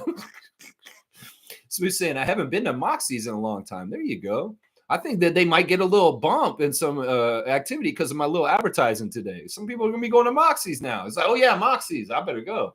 That's right. That's right. Seymour saying, I do Cactus Club over Moxie's because it's a younger crowd. Cactus Club, 20 to 30s. Moxie's, 25 to 60 age group. Well, it sounds like Cactus Club. I'm aged out on that. So, yeah, you'll see me down at Moxie's. Maybe the Brown Derby. Yeah, I'll bet they'd be down there in the, Sorry, saying the Raptors have better defense than the Pacers. I think that's true too. I mean, Jakob himself is an upgrade over Miles Turner for defense. For sure. For sure. Jakob himself. And then if you start thinking about Scotty and what he brings to us, in some ways, Siakam's like Scotty for them. But we know that Siakam and Scotty are very different players. And in some ways, Scotty is a whole other tangent of glue guy than Siakam. So, yeah, I could infer this. And then what are we going to say? Like, all right, Halliburton, maybe they've got a better player in Halliburton in the backcourt than what we've got, but maybe not. And, RJ and Emmanuel have a lot of room to grow. Brandon Ingram, holy crap. We can continue to forget about what a healthy top-level Brandon Ingram looks like on the Raptors. I think this is going to be what shocks everybody. That's going to make everybody believe the Raptors are a real deal contender in the Eastern Conference this year. Is when Brandon shows up healthy and he does what he does, the reality will sink in to people's brains that we can already see. Seriously. But he has to be healthy and he has to be present and he has to be on the court. But when he gets out there and he does what he does, there's going to be a lot more people jumping on the bandwagon again with the Raptors because they're going to believe this team is badass and they're going to be a winning team this year that may make some noise in the playoffs for the first time in a couple of years. So that's the way I look at it right there. Yeah, Trevor J saying, I just saw Moxie's downtown Fort Lauderdale. Yes, I know it's Canadian. They have a location in downtown Miami. They're in Orlando and New York City, too. There you go. Trevor J, give a little support to Canadian businesses in Florida. Thank you. Thank you, Trevor J. That's right. Let's go. Smooth saying, Brook Lopez not expected to resign with the Bucks. Houston mentioned as a destination. That's an interesting little news blip. Brook Lopez has been on the Bucks the whole time, pretty much, that Giannis has been there. I don't know. I feel like that's not good for the Bucks, and maybe Giannis sweepstakes is going on. I don't know. Either way, Brook, you need to get Brook back. Seriously, that's what I'm saying right there. You need to get Brook back. If you're just saying, geez, now I feel like going to Moxie's. I know. Look at what I did today. Oh, my gosh, man. If it was saying, I do agree, Moxie's a great place to take a date. There you go. There you go. Moxie's are getting good marks today from the Raptor Freaks. That's right. Stargate say Moxie's is famous for its bruschetta. Bruschetta, yeah. I always thought that bruschetta was kind of hoity-toity. Oh, let's get the bruschetta. Bruschetta, okay, yeah, let's get the bruschetta. I'm like, yeah, it's good, though. I don't eat gluten, though, so bruschetta's kind of mean. Smooth saying, a couple years back, there was a verbal agreement between Houston and Brook before he changed his mind and returned to the Bucks. That's an interesting thing. Man, do they need him in Houston though? Did they lose Steven Adams? Why would they need another big Neanderthal looking center guy off the bench? Like they still have Steven Adams there, right? Or did Steven Adams leave Houston and go somewhere else all of a sudden? Because that don't make no sense. They already got Steven Adams. They don't need Brook Lopez too. I mean, why don't you go get Boban too while you're at it and just have like 3 big goony centers off the bench like that? I mean, it's weird, man. It's weird. Let's see. Stargate's got the love. And Smooth saying the same offseason they got Fred. That was when they were supposed to get Brook. Okay. Fuchsia saying I would have thought Lopez's next move is retiring if he left the Bucks. I'm with you on that. He is up there, and yeah, I'm with you on that. That in some ways I would say the same thing. That's right. Nako's saying Brook goes. I can't see Giannis staying. You know, I will tend to agree with you on this, although it's not really up to Giannis completely, man. He really has to force them to do it. It's kind of like, listen, this is kind of what's going on, Nako. I'll do a little improv. We'll do John Horst and Giannis in an office. So Brook is leaving. You're not signing Brook back? What do you mean? I've been here this long with Brook the whole time. I want to play with Brook. I'm sorry, Giannis. He's a free agent. He can choose where he gets to go. And we would like to re-sign him, but I think he's leaning towards Houston. You let him go. I'm going to have to go. No. Giannis, you stay here. You love us. You love Milwaukee. You love being the economic driver for Wisconsin. And you're loyal. You love this place. It's like, you know what? You're right. I'm a loyal guy. I better not go anywhere. I love you guys in Milwaukee and all this stuff. It's going to be like that, man. He has to really want to leave. And the Milwaukee people are going to talk him into staying every single time as much as they can. They're going to try and stop him. So he has to get to the point where he is in a bad place with them, to the point where it's irreconcilable, kind of like Jimmy Butler last year. Otherwise, he's just going to stay, bro. I'm telling you right now. He's a loyal guy, and in some ways, he's a nice guy. And in some ways, he doesn't want to disappoint the people that he had been his people the whole entire time while he's been a Buck. And he kind of understands that better than the average NBA player. Some NBA players don't care. They'll be like, yeah, I'm up. I'm out, bitch. I'm out. I'm out of here. But Giannis is more likely to take into consideration Bucks Nation and the whole city of Milwaukee than the average player, just so you know. So unless he is given overtures like Jimmy Butler last year or Dame Lillard a couple of years ago, he's not going anywhere. Milwaukee will not try to move him otherwise. They will only do it if he's forcing them to. And the energy that's coming from him and the words that I'm hearing are not that he's forcing, that he's loyal and he's going to stick around. Now, I agree that this is a sign that if Brook Lopez goes, that's a little bit less of what he had around him, and he may be more likely to be in that mode. But I feel like he is just too loyal, and it won't happen. I feel like if it was going to happen, once again, it would have happened after the failure against Miami 2 years ago. That's when it would have happened right then. Yeah. Let's see. Neil saying Raptors do more than letting BI recover. They will work on his strength and conditioning to make him stronger than before. Yeah, they need to. I mean, the man is a pretty skinny guy, and he could get a little bit more bulk on him. And yeah, we want to make sure that his ankle's completely okay. And, you know, he should be healthy right now. Honestly, he was healthy a month ago. And he should be working full out and getting integrated more and more. Hopefully he's doing real practices with the Raptors, other players. And he's meeting up internationally wherever they're going to be at different places and getting that time in with his teammates. Who knows? We'll have to see. But Brandon should be healthy right now and able to play right now. In fact, he was healthy at the end of the season. It's just they were like, what's the point of bringing him back? So he should have the full summer to work on strength and conditioning and be in a good place for training camp. He should be ready to go, hopefully, with no setbacks. Knock on wood. No setbacks. That's right. Milbester saying Knicks need to sign Brook Lopez to get another center depth behind Cat and Mitch. Nah, Houston doesn't need Brook, is what Nako's saying. Knicks have a veteran minimum. They can take on Lopez on that. Nah, we don't need to see Brook Lopez going to the New York Knicks. No, we don't. If he wants to go to Houston, he's going there. That's right. Y'all can say they don't need him. You're probably right. But I don't see him in the New York jersey. F that. I do hear the rumor that somebody posted on Discord that New York is not interested in continuing with Precious Achiuwa, which is interesting. So Precious might be available this summer. Hey, I don't know if the Raptors will bring him back, but Precious, wherever you go, I wish you the best, man. I like Precious. And in some ways, New York, you didn't deserve Precious. Y'all didn't use him right the whole time you've had him. And in some ways, if he walks and he's gone from your team, well, that means there's only one guy left from that trade on your team, and that's OG. And well, we still got two guys on our team and a draft pick that we got from that draft deal. Fleecing? Who's fleecing who? Come on now. Who's fleecing who? Come on now. That's right. Stargate saying, I'm not a big Brook Lopez fan. I think he's a jerk. Me too. Yeah, I don't like him either. His brother's even more of a jerk, though. Like Robin Lopez is a jerk. Brook Lopez is a jerk. They're just goofy, man. I don't like those guys. And well, I mean, it'll be the end of an era if he leaves Milwaukee. It's a little bit weird.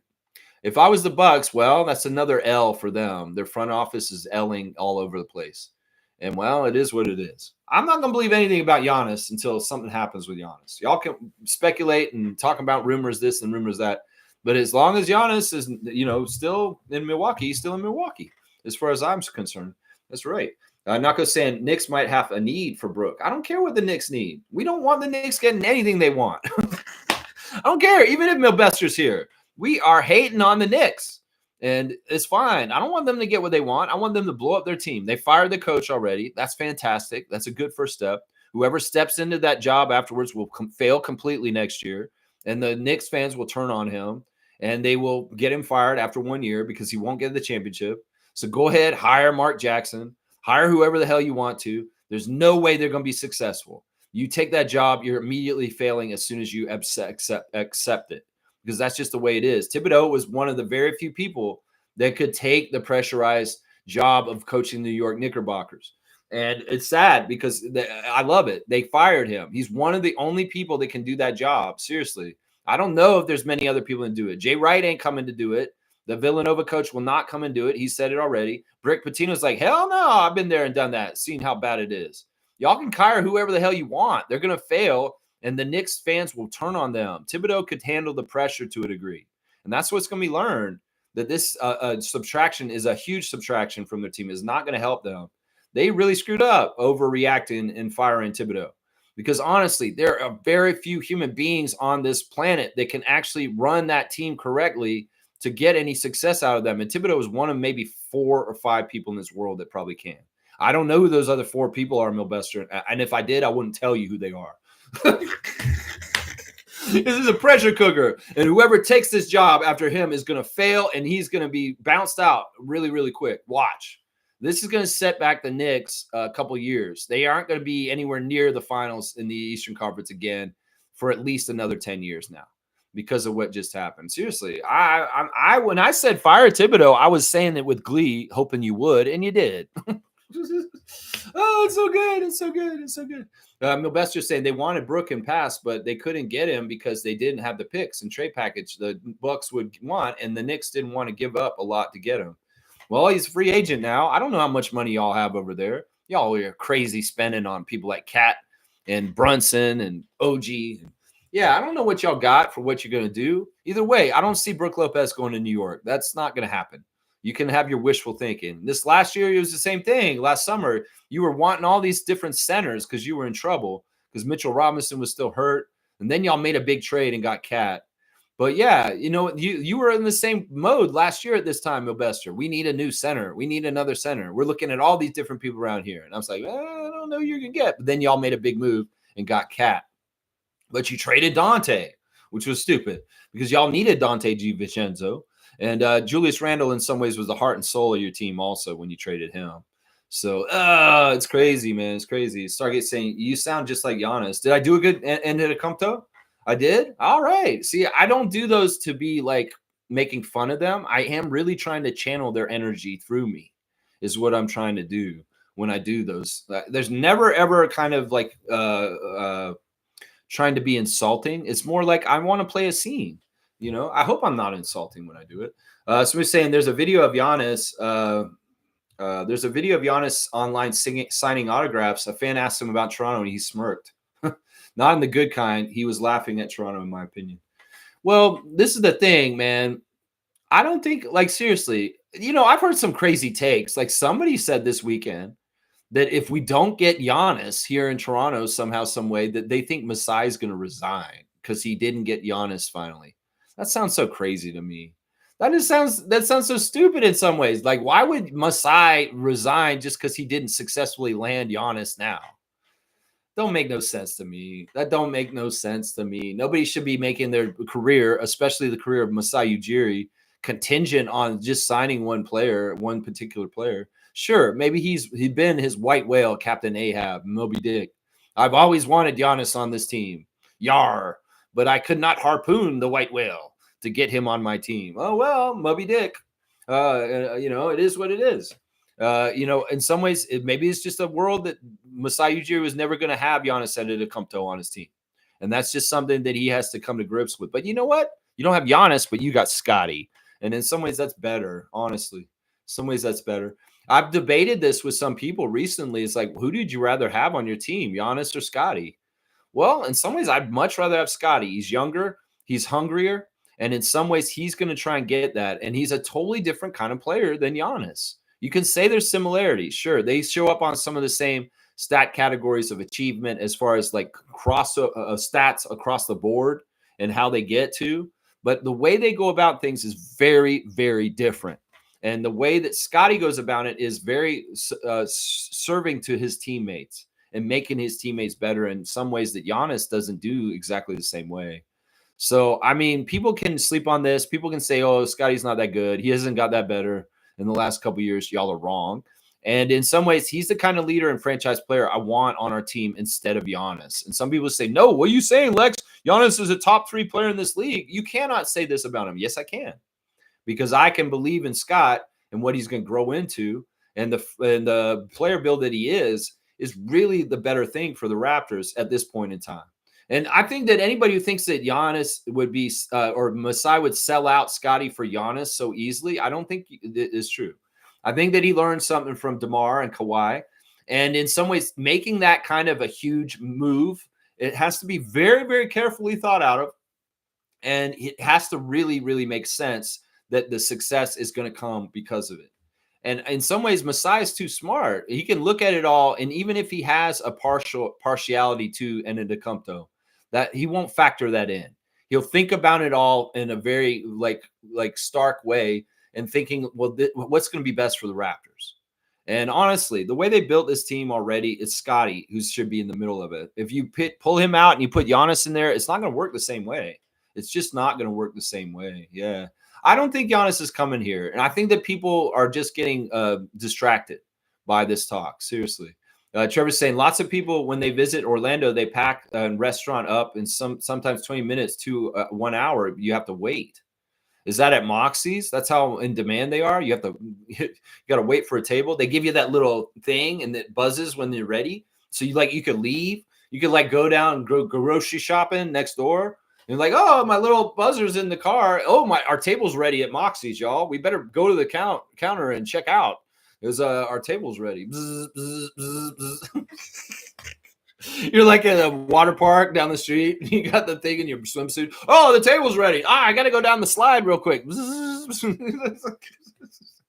Fiercely saying, if the rumor is true and Precious isn't re-signed, they may go for Brook Lopez. Who cares? Who cares? This isn't Knicks Freak. I ain't trying to talk about things for them. We're talking about Kyrie Irving coming to Toronto. That's right. That's what we're talking about here. None of this Brook Lopez in New York. Mil Bester, how dare you hijack our channel and try and make it into Brook Lopez to New York kind of thing today. Nah, I ain't seeing it. He's going to Houston. That was the initial rumor from Smooth Brown Man, and that's what I'm going to stand with. Is Brook Lopez had a promise to the Rockets, and he wants to fulfill it now and come back around. Maybe you can get Steven Adams, the New Zealand guy, come to New York. No, you don't need any centers in New York. I want y'all to be undersized. That's right. Undersized. That's right. Stargate saying BI could have played the last 3 weeks of the season. They chose to keep him out. That's right. Rightly so. Yeah, what was the point? In some ways, we were trying to lose to an extent. And, well, you can add a caliber player like him, you can probably win. So what was the point? Exactly. He probably could have played the last 3 weeks of the season. I think Stargate's exactly right. Milbester's saying Nets had Brook Lopez in the past for years. He can easily return to New York with Knicks. He would be in a better situation to win a championship than the Bucks. No, he won't, because y'all are going to have a loser coach and y'all are going to go down in flames next year. You're going to be way worse next year already. I can already tell you that, because Thibodeau was the right coach for y'all. But y'all wanted a head to roll because y'all had the most successful year you've had in 25 years, but you didn't get the championship, and it's championship or bust. And this is classic overreaction. So y'all fired Thibodeau, your best coach, honestly. And whoever's coming in is not going to do as well. they won't be able to get the players to do as well. In some ways, Thibodeau was good because he lit a fire under his players' asses and made them work. One of the problems in New York is the players are chronically lazy usually. And y'all have Anthony Towns on your team. So next year, you better hope you have a coach that's tough, that will get reactions out of your players to play hard, because they could easily go back to lackadaisical, not trying as hard, just like you know from Knicks history, Milbester. So don't give me this crap. You has a better chance to win a championship in New York. Nah, man, I would say y'all are even right now, Milwaukee and New York. Seriously. And it's really where Giannis goes is wherever the team's better, has a better chance. So, man, yeah, nah. I'm sorry. We ain't doing this. No Brook Lopez, back to New York. I don't give a shit. I don't want to see him in your jersey. That's right. UC saying Giannis would gain the most if he stayed and managed to get Dame a ring. I actually respect him instead of ring chasing. Yeah, and I don't even think that's what it is right now. What does Giannis want to be? He wants to be happy. I think that's the most important thing to him. Seriously, he's won a ring. In some ways, sure, people say, well, he's such a good player. He needs to get multiple rings. And maybe the Milwaukee Bucks is harder to try and build that, partly because their front office is idiots, and partly because it is a medium-sized market to a smaller market, and it's not doted on by the NBA to get funneled good things towards it, like the Mavericks or the Celtics or something like that, or the Knicks. So in some ways, I get that. But I agree with you, UC. I would respect the hell out of Giannis for sticking with Dame in Milwaukee and continuing to try and help that franchise. Because, ring chasing is regrettably a bad thing to mark on your resume, Kevin Durant. And, it's hurt his legacy to a degree. It's hurt his legacy. That's right. Stargate saying, please, Knicks, get Kevin Durant. Yeah, I want that to happen. I'm okay with that. Milbester, go get Kevin Durant. We want you guys in New York to get Kevin Durant. That's who you want. You don't want Brook Lopez. I want you to get Kevin Durant. Can you get Kevin Durant? Go on, get him. Seriously, that's what you want. You want Kevin Durant. That's right. So he's saying, why not Brook Lopez in Toronto, a stretch 5? That's an interesting idea. I like that much better. Yeah, I mean, I've had so much animosity towards him. I'd have to get that all out of my system and welcome him as a welcome Raptor. But yeah, I have a lot of animosity towards him. In some ways, I never really wanted one of the Lopez's on Toronto, but he would be useful. He would be useful if he came here. I wouldn't be upset. That's actually a really good fit, the vet 5 off the bench. Yeah, maybe. And he is a stretch 5, a guy who can hit the 3, which is very appealing. Stargate saying only other coach who could handle the New York Knicks is coaching in the finals. Yeah, who is that? You're saying Rick Carlisle? Yeah, I think he's a smart man. He would want that job. He already doesn't have any hair. But yeah, I don't think he'd want that job. I think that in some ways, Rick Carlisle, being historically a Celtic as a player and more of a Pacer or a Maverick as a coach, yeah, I don't see this. I don't see this ever. Rick Carlisle obviously is going to have a destiny of coaching the Pacers for a while now because he's been so successful. I can see the Indiana Pacers rewarding him with a long-term contract after the season, possibly. So I don't see that happening. I mean, if you want my short list of who could handle that job, well, I don't think some of those people even want that job, though. That's the thing. Some of the few people that could actually do the job of coaching the Knicks are probably like, hell no, I won't do it because I know just how much this ruins your life. That's what you got to understand, Milbester. Nobody wants that job to a degree because they understand it's toxic. It's not fun. You have to be like Thibodeau and be like this crazy, surly troll guy that can take a lot of punishment and criticism, but not give a fuck and still be who he is. There's not many people on this earth like that. And I'm going to continue to say this to the Knicks Nation until you hire your coach. Y'all can get permission to talk to Jason Kidd, but Jason Kidd's under contract for 2 more years with Dallas, and they're not going to allow him to leave to come and coach y'all. And honestly, I don't think he would be a good fit anyway. He's kind of, in some ways, it'd be funny to see him there, actually. But yeah, that market eats coaches alive. And Thibodeau was one of the few coaches that could survive it. And that's the thing you're going to find. You're going to replace him with like 4 or 5 coaches after this, and none of them are going to work.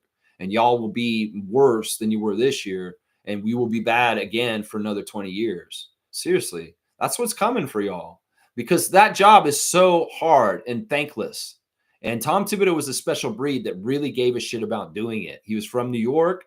He had a dream to coach that team, and he could shut out all the noise and do it in a way that was effective to get results out of the players. That's not easy. And it takes a very special coach. In some ways, y'all are in your own way for success in New York. You really are, the fan nation. And that's what the problem is right there. Y'all are in your own way, man. So we're saying Lopez is the type of player, is the type of 5 Darko loves, a passing big who can shoot threes. Yeah, he'd be interesting. I'm not really wanting and this is speculation. He'd be interesting in a Raptors jersey. I'd be okay with it, but honestly, I don't really want him. I'd rather just get the big man from the draft and go into the season with our 2 draft picks and just go into the season, re-sign Chris, and that's it. I don't care about anything else in some ways. Wayne saying, remind us of draft days, please. How many rookies are we bringing into the fold this summer? 2. There'll be 2. And our draft is going to be the 25th and 26th of June. So that's in just over 2 weeks, 2 weeks in a day. The draft will be happening. And we'll be covering it more in depth on Thursdays the next 2 weeks on the Thursday Think Tank, the call-in show. So you can call me on Thursday and we'll talk about draft choices for the Toronto Raptors. 9th pick and 39th pick in this year's draft. 39th pick in the second round. That's right. Milbester's saying Knicks don't have first-round picks to get Durant from the Suns. See, they're screwed in a couple ways. They're screwed with their coach, and they're screwed because they mortgaged their future when they got Mikal Bridges. And in some ways they're screwed. They're screwed because seriously, you got to look at it this way, Milbester. Y'all just hit your head on the ceiling. You hit as high as you're going to get with this team right now. You're not going to get the championship. You're not going to get the finals even. You have hit your ceiling high as a team and your chemistry. And some of it is because your team's not really a team on the down low. Your guys don't like each other. Cat and OG are not getting along. And there's different problems within. Some of the players have come out after the season, said they don't like Rick Brunson being an assistant coach on this team because he shows favoritism to his son. And there's infighting on your team a lot more than you think on the inside. And that's not the recipe for good stuff. The 2 teams that are in finals right now have immaculate vibes of friendship and all for one for all. The Pacers really got that good on their team. And the Thunder, you've seen how chummy they are with their dropping towels on each other's heads. Listen, you don't have that in New York. You've got a collection of egos to a degree. Sure, you have some Villanova connections, but OG doesn't respect Cat for the way he plays defense. And that's an underlying crack in your foundation that you don't even realize you have. OG does not respect Cat. He thinks Cat is a lazy player. I can tell because he went off on him. OG has never, ever done that in his entire career, Milbester. I've never seen OG yell at a player on his team like he did Cat that day. He's a quiet guy. He's unassuming. He really is pissed if he's going to act like that in public in front of everybody. If he had that kind of energy in the past, he held it in and he showed it afterwards. They were in the dressing room. So that shows right there that there's a huge problem. And I'm going to say this, man. It's not healthy when one of your main players has their dad on the coach. So there's a few issues in New York that y'all are going to have to sort out after the aftermath of getting your most successful year in 25 years. In some ways, y'all are not in a better place than the playoffs started. You're in a worse place right now, and you're further away from success than you were when the playoffs started. I'm just going to say that. I know. Maybe Milbester won't want to come to this channel anymore because I really am raining on the New York Knicks parade right now. I really am. Let's see. Stargate saying Logical already broke down the finances of this whole Giannis thing and isn't feasible without really gutting the team. You're going to have to give your Scotty and one other starter. Yeah, and I don't agree with that. If we're going to do anything, once again, Brandon Ingram has to be in the trade, not Scotty Barnes. And if they don't want to take Brandon Ingram, well, then we don't have to talk to y'all because that's the only way I do any big, huge trades. Brandon Ingram makes $30 million. Scotty makes $30 million. And they're right around the same. So you can trade him out for Brandon. If you want to do deals with the Raptors, you really want Scotty. Scotty's off the table. We're not trading Scotty. But we will talk to you possibly about Brandon. And don't even talk to me about RJ. Honestly, to me, RJ's off the table too. Maybe I'll talk about Emmanuel. I'll talk about Oshai. I'll talk about maybe some of the other young players. But I ain't talking about Scotty or RJ. If you're coming to call me about trades. Nope. Not talking about them. And I'm not talking about Jakob either. Everybody's so quick to want to trade Jakob too. Let's see. Milbester's saying Durant has always been in trade rumors to Knicks for years since he was with the Nets. That's true. That's true. And so is Giannis. I know y'all have been talking to Milwaukee also about the Giannis sweepstakes and what would be the package coming from New York to Milwaukee to land Antetokounmpo on your team. You know what? I'd actually like y'all to get Giannis. Seriously. I don't want you to get Brook Lopez, but I want you to get Giannis. Does that sound weird? Wait, Lex, why would you say that? You say, I don't want the Knicks to get Brook Lopez, but I'd love for them to get Giannis. What? That's because I know that if you're trading to get Giannis, you're losing a big part of your team going the other way. And you're going to have at least two of your superstars going the other way.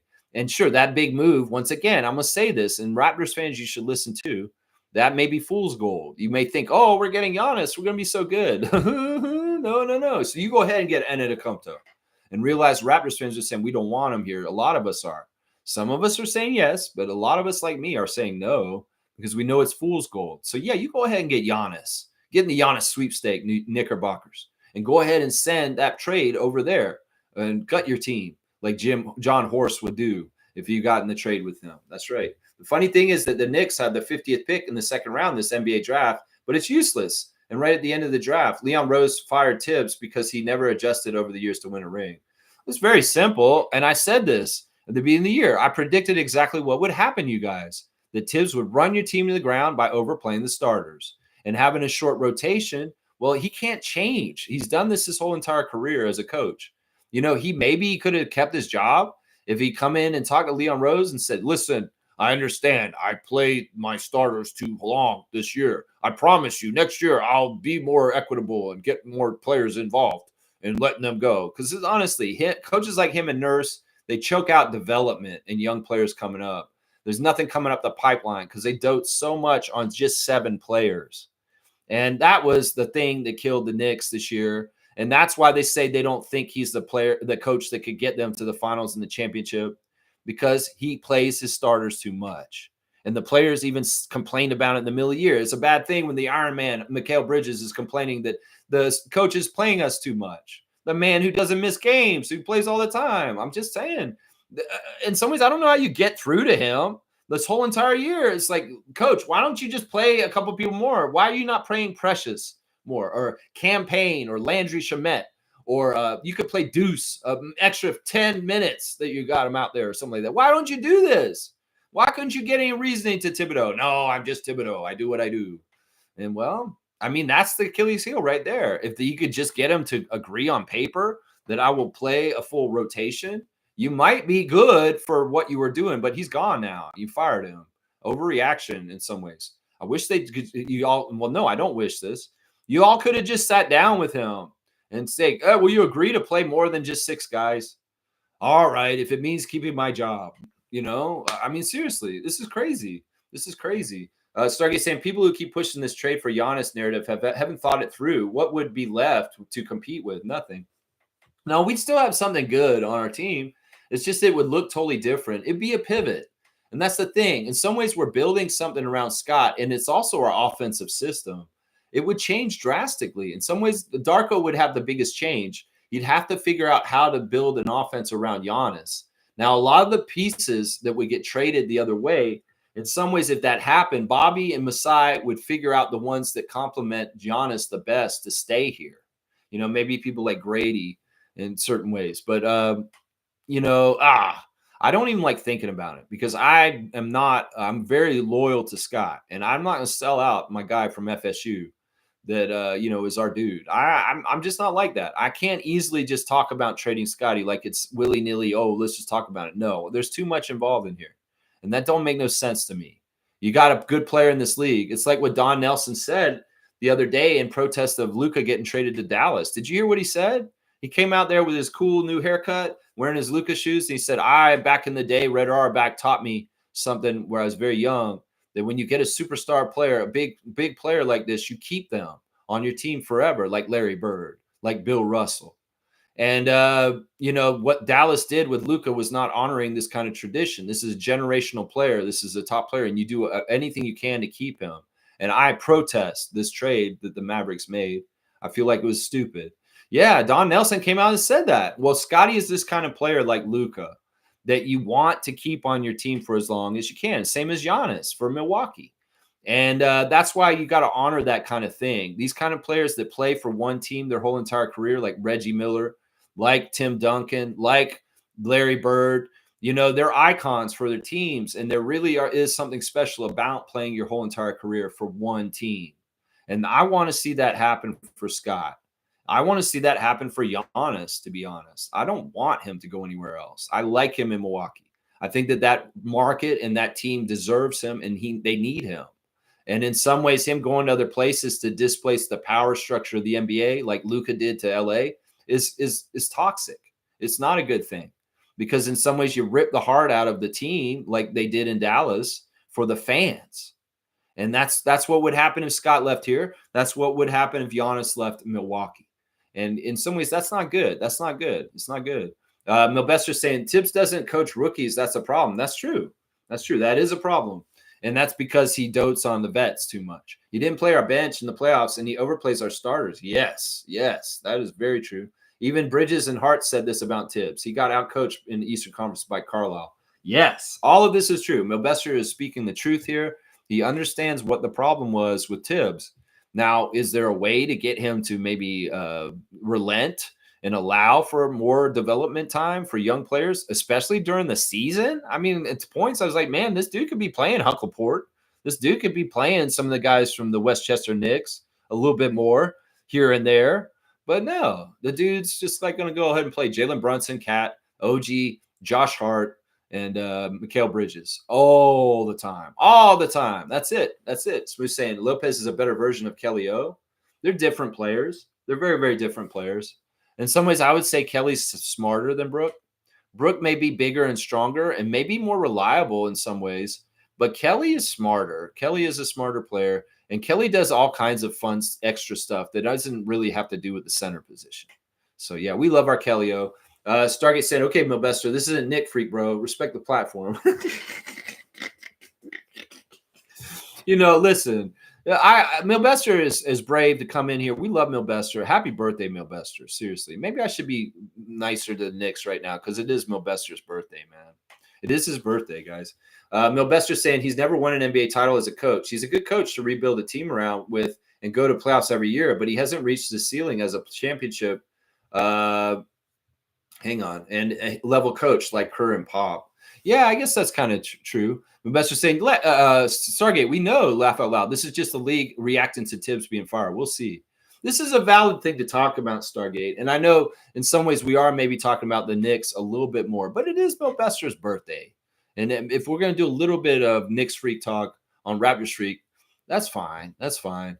But it's Mo's birthday too. And she may be coming here. No, none of this. And she will be saying, nope, no more Knicks talk. It's my birthday too. Wayne's saying, boy, here we go again on the slow basketball news day. Brooke Lopez, really? That's how bored we are? Again, anybody coming in has to replace somebody. Who are we letting go? Finish the thought. Well, this actually started with Smooth saying that Brooke Lopez is rumored to go to Houston Rockets and had nothing to do with us or New York, to be completely honest. No, the initial report was that Brooke Lopez is interested in signing as a free agent with the Houston Rockets. So, yeah, it's not really a Raptors trade note or something like that. Stargate's laughing. Let's see. Smooth saying if Boucher does not resign, Lopez replaces him. It's an interesting idea. It's an interesting idea. Milbester's saying if I were to go back in time when they traded 5 first-round picks for Bridges, I would have gotten Durant, and that's way better. Maybe. Yeah, instead of Mikal Bridges, you get Durant. Maybe, yeah. I'd say that. Yeah, I wish y'all had done that too. Let's see. Kareem saying, I don't mind Lopez. I'd wear a headband slightly over my eyes every game.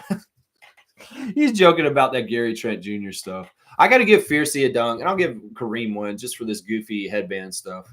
So, yeah, I got to give Fiercey a dunk for earlier. I remember I said I would, and I'm going to do it now. 63 for Fiercey, and Full Ass is getting he's at 114.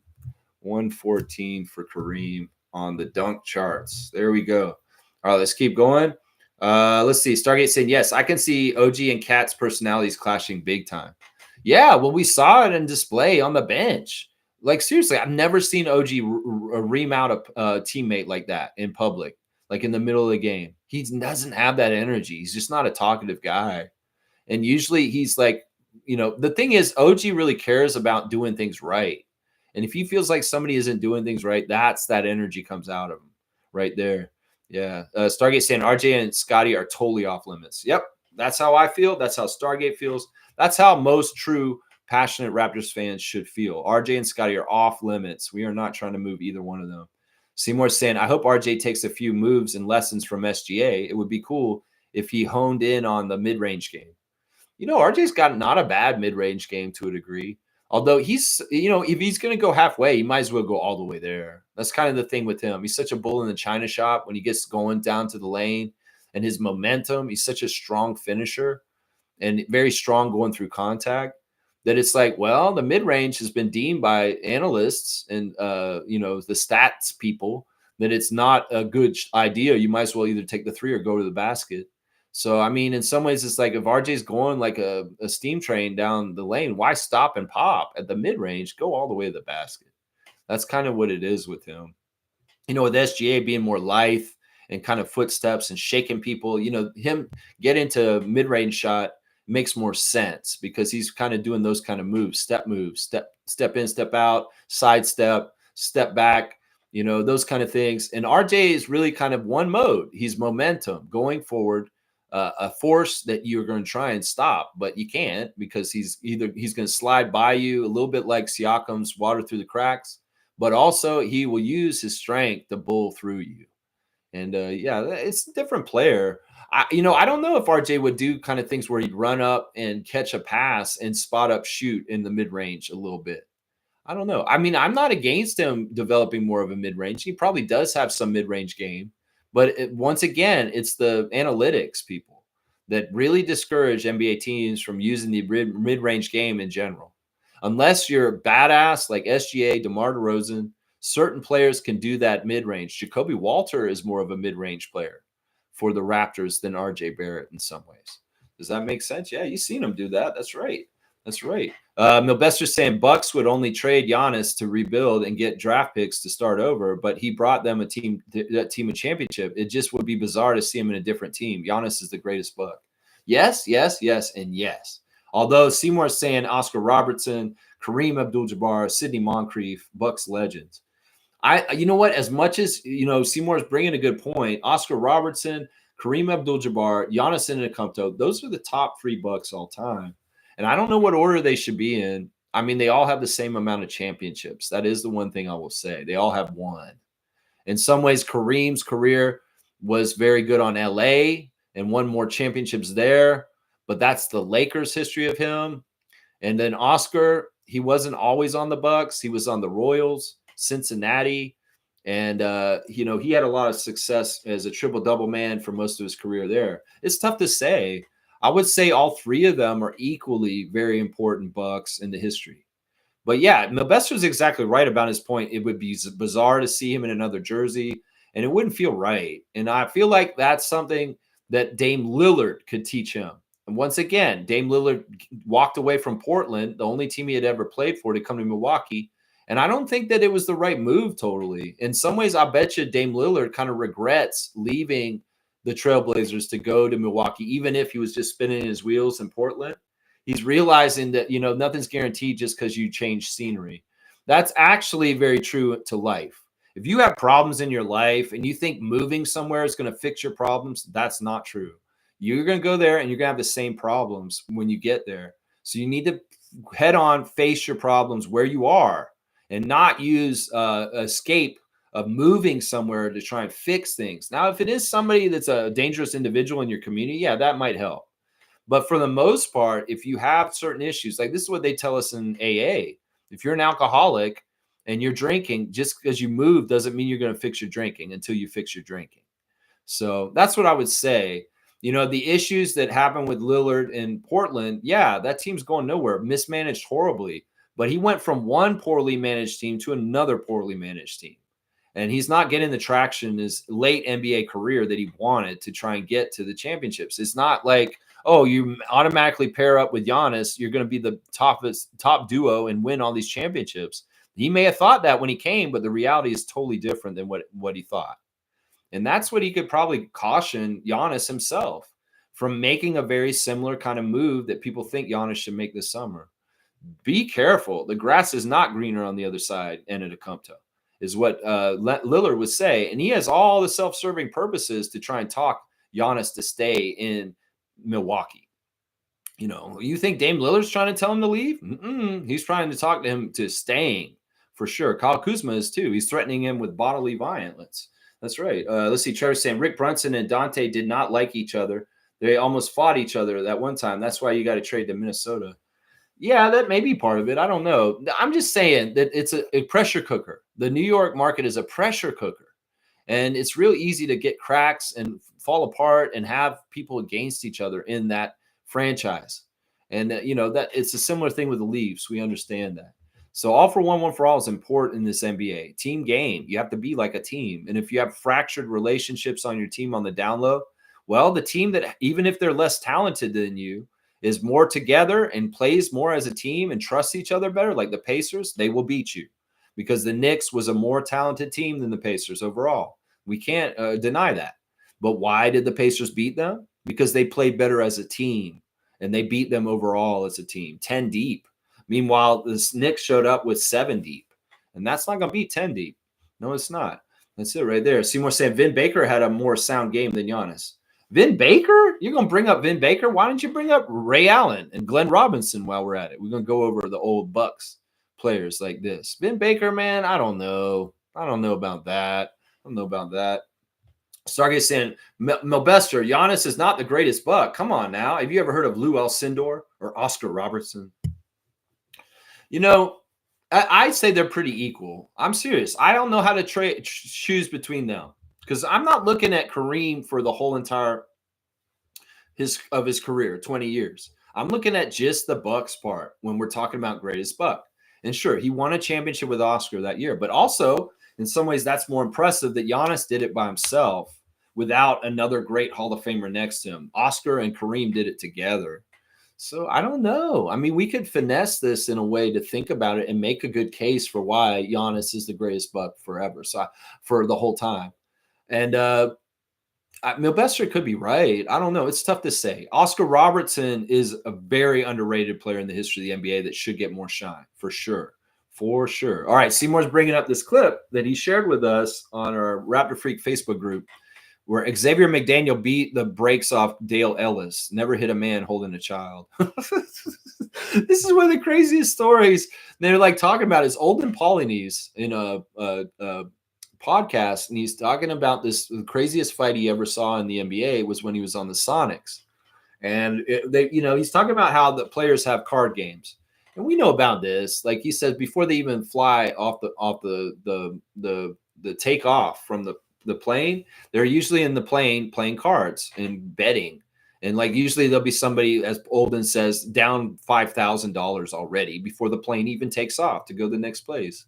And often they would do these trips on road trips, and they wouldn't pay right away. They'd wait till they got back home to Seattle, and they'd settle up all the people that owe money for the games and gambling on the plane.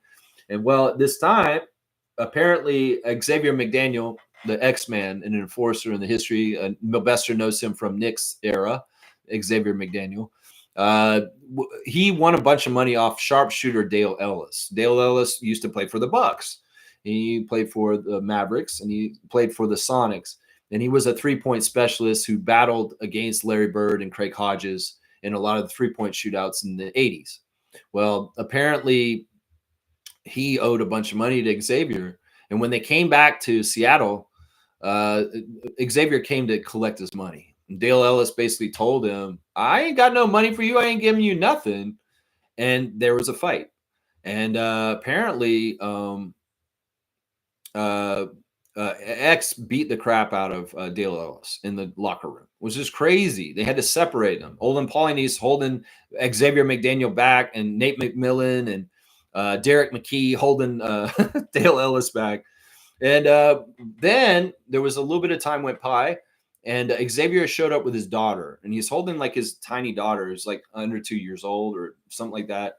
And Dale Ellis was at the top of the elevator, and the elevator opened up, and Xavier walked out with the baby in his hand. And Dale Ellis took like this Motorola cell phone from the 80s. And he cracked Xavier McDaniel over the head with the phone while he's holding his child. And he could have dropped the baby and all this kind of stuff. So there was a guy standing next to him, and Xavier said, hold my little girl. I got to go beat Dale's ass. And the guy was like, I don't want to hold your child. And he's like, I will beat your ass too if you don't hold her. So he gives the child to her, and he chases Dale. And Dale Ellis is trying to run to get in his car in the parking lot. and as Olden Polynice says, there wasn't that whoop whoop where you can open the door with keyless remote. He has to put the key in the door like 80s style, because it's like the Motorola. It's the 80s. It's the Supersonics.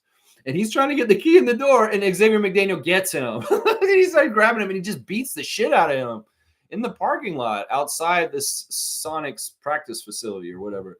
And he's still beating his ass when the police show up, and he's not even trying to stop. And like as Olden Polynice said, he'd put him in the bushes and he'd pull him back out, and he kicked the shit out of Dale Ellis that day. This is a crazy NBA story.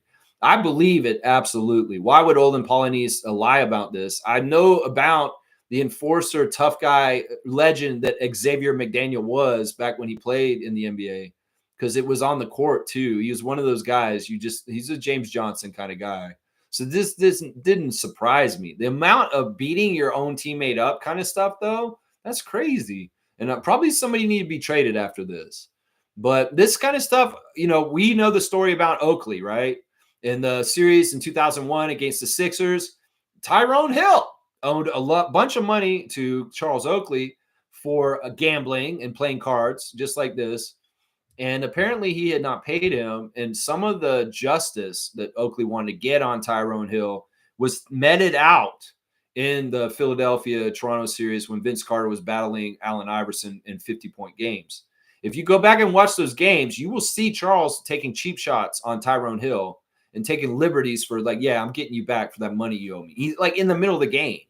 So, and he even said it publicly. He's like, yeah, Tyrone owes me money. He knows me money. And I'm going to get my money one way or another, either through fist and blood or through paycheck for money. So the gambling stories around the NBA are very true. And sometimes they could cause friction on teams. There probably needs to be rules about like card games with NBA teams. At a certain point, no fisticuffs. How about that? And settle your bets, man. But yeah, that's a crazy story, Seymour. Thanks for sharing it. It is crazy, the Xavier McDaniel Dale Ellis fight story. Absolutely crazy. Stargate saying, thank you, Seymour, for, let's see, where is it? Thank you, Seymour. Hang on, where is it? Thank you, Seymour. School this young buck. There you go. Mubester saying, I wonder what the Suns will do this offseason. I had them going to playoffs, and they missed the play-in, which is crazy. They were one of the biggest disappointments this year. Them and the Sixers were two of the biggest disappointments in the history of the NBA this year, honestly. If Durant gives Knicks that missing piece to leap towards a ring, I go for it. You should do it. Yeah, go ahead. Get Kevin Durant. He's exactly what y'all need. Do it. Seriously. Tell more of your Knicks friends that we want Kevin here in Toronto. Do it. Get some steam going for this. I love it. Yeah, Milbester's saying OG did a good job staying healthy this season in the playoffs. He did really well. I'm happy for OG to get that, because we always want OG to be healthy. We want him to be happy. That's what we care about up here in Toronto. That's right. Wayne saying consistently in thought and statements is important. Don Nelson's comment about quality players and keeping them, does that apply to Pascal Siakam? What if Scotty's situation changes? Do we trade him? These are fair questions. Listen, Siakam was not totally a franchise player on our team. He's not even on this team with the Pacers in some ways. In some ways, that's why you got to change. We're talking about players like Magic Johnson. We're talking about players like Giannis. We're talking about players like Luka. We're talking about players like Scotty. And Pascal's not on that level. I'm sorry to say, Wayne. I know that some of y'all are still really surly that we traded Siakam to Indiana, especially since you see the success of what he's doing right now. But let it go. Just allow this to be what it is. We had to switch gears. We've gone over extensively why the old cohort that was on the Raptors with Van Vliet, Anunoby, and Pascal needed to move on. Because once again, they were jaded. They went to the highest of peaks and then went through the lowest of lows. And in some ways, the gumption and the wherewithal to get it going again and build up to the championship again was not there totally for those guys as a unit, because they had gone on such a roller coaster ride in their time with the Raptors. Those last few years were really tough on the psyche of Fred, OG, and Pascal. Tampa and all that stuff, and the losing and remembering what they were like and being in the playoffs and being at a high level and where they were, it's just really hard for players. So we have to understand the change of scenery was necessary for those guys. And Scotty wasn't jaded like them. Scotty was very enthusiastic and being around the NBA, and everything was new and fun. And that's why you build around him, because he has a gumption to come up. Those other guys went up. They came down, and they're down. And in some ways, they need to go to other places. I know that kind of goes against my words of wisdom earlier. You need to change the scenery to change things. So, yeah, I don't consider Siakam on the level of those other guys. So it does still apply. It does still apply. Let's see. And that's not really a slight on him. He's close. But the thing is, he didn't show that while he was in Toronto. If he had shown that level of dominance and being absolutely the franchise player like a Luka, like a Giannis, then yeah, he would have been in that category, and we hopefully would have invested in him, and he would still be a Raptor. But that's the thing. And I was pleading with him for those years between the championship and him being gone to Indiana. Step up, Siakam. Be the man. Ensconce yourself as the absolute franchise player for the Raptors, and you will be that going forward. But he never really did that. He never really did that. He didn't take that brass ring completely and run with it to that extent. He's a complementary player. In some ways, he is not the main player in Pacers. In some ways, he's the most consistent, though. So there's difference. There's a difference here. Milbester saying, Lex, did RJ get better going to his right? That was the issue he had in New York. He was strong going to his left, but going to his right, he was weak. And then he got stronger playing FIBA for Canada. Yeah, he's worked on that better. He does switch both sides. Now, he does go primarily left still, but he's definitely worked on going right more. And we do see him drive down the right side of the lane from time to time also. But he does prefer going left still. The other thing, the main thing that he's worked on, Milbester, that he's improved on since he left y'all's team is his passing. He's a very good passer. In fact, he had some of his best assist numbers this past year. And then also his defense has gotten better. Seriously. It may be partly the personnel around him playing team defense a certain way, like Jakob and Scotty are helping him to look better. But he is not as much of a defensive liability as y'all saddled him with in New York. He is playing his share of the weight as far as defense in Toronto. So I'll say those are the two areas he really improved, defense and passing, because he's become a very good passer. In fact, I love how he drives to the basket and he'll drive and kick. And he's really good at finding the guy on the outside and getting an open three like Emmanuel. He knows exactly where Emmanuel is because the time he spent with him, them being best friends. There's quite often where RJ will go down the lane and he'll flip the ball over his head, and Emmanuel's just miraculously in the spot where he threw it to, and he's shooting a three. So, all right, let's keep going. The Canada stuff's definitely helping all these guys, but it goes both ways. As I've said already this week, this experience for Andrew Nebhart, SGA, Lou Dort, Ben Mathurin is all going to be very beneficial to Gordon Herbert and the Team Canada team in FIBA competition in the years to come. Andrew Nebhart's going to get to new levels of confidence and playing at a high level in the finals right now. SGA is the MVP now. Well, you don't think he can level up a little bit more with confidence on the world stage for Team Canada as our best player? Yes, he can. And the experience of possibly becoming a champion very soon will really bolster these guys' confidence. And they are going to bring this kind of energy to Canada, and we're going to be even more badass. So look out, world. We're coming. We're coming. That's right. Stargate saying RJ is more of a Corey Maggette type, drive to the hole, make the bucket, and or draw fouls, kind of like, dare I say, LeBron does. Yeah, there's very good similarities between James and Barrett. In a lot of ways, they're both runaway trains that are very hard to stop once they get in motion. And they're likely to complete their footwork to the basket, even if they're dragging two defenders along on their shoulders. So, yeah, there's a very good comparison there. Yeah, Maggette I always thought of as a high flyer. Of course, he had his back injury at a certain point, and he became more grounded in his NBA career. But early Corey Maggette, wow, that dude would get up there and throw it down. And later on, he had to adjust because he had some injuries and he couldn't get as athletic. But, yeah, I always thought of him as more as a high flyer, kind of wing attacking kind of player that way. Let's see. Stargate saying, yeah, Dame should have stayed in Portland. Yeah, I mean, what is he doing? Anything different there? No. In some ways, it's very similar, the situation. In some ways, he has better young prospects in Portland right now. And, maybe he left just at the wrong moment. I don't know. Either way, both teams have horrible management. And those are really the problems with both those franchises, the Trailblazers and the Bucks. They have very, very bad front offices. Both of them really bad. Seymour saying Portland made some dumb moves like Milwaukee cooked from the inside. Bad GMs. Exactly. Milbester saying, why? Blazers were playing bad for years in the competitive Western Conference. He has a chance to get a ring with Bucks with Giannis, but the Bucks hated giving up Drew Holiday. Well, that's the other thing that was horrible about this, and you can get on this with us, Milbester.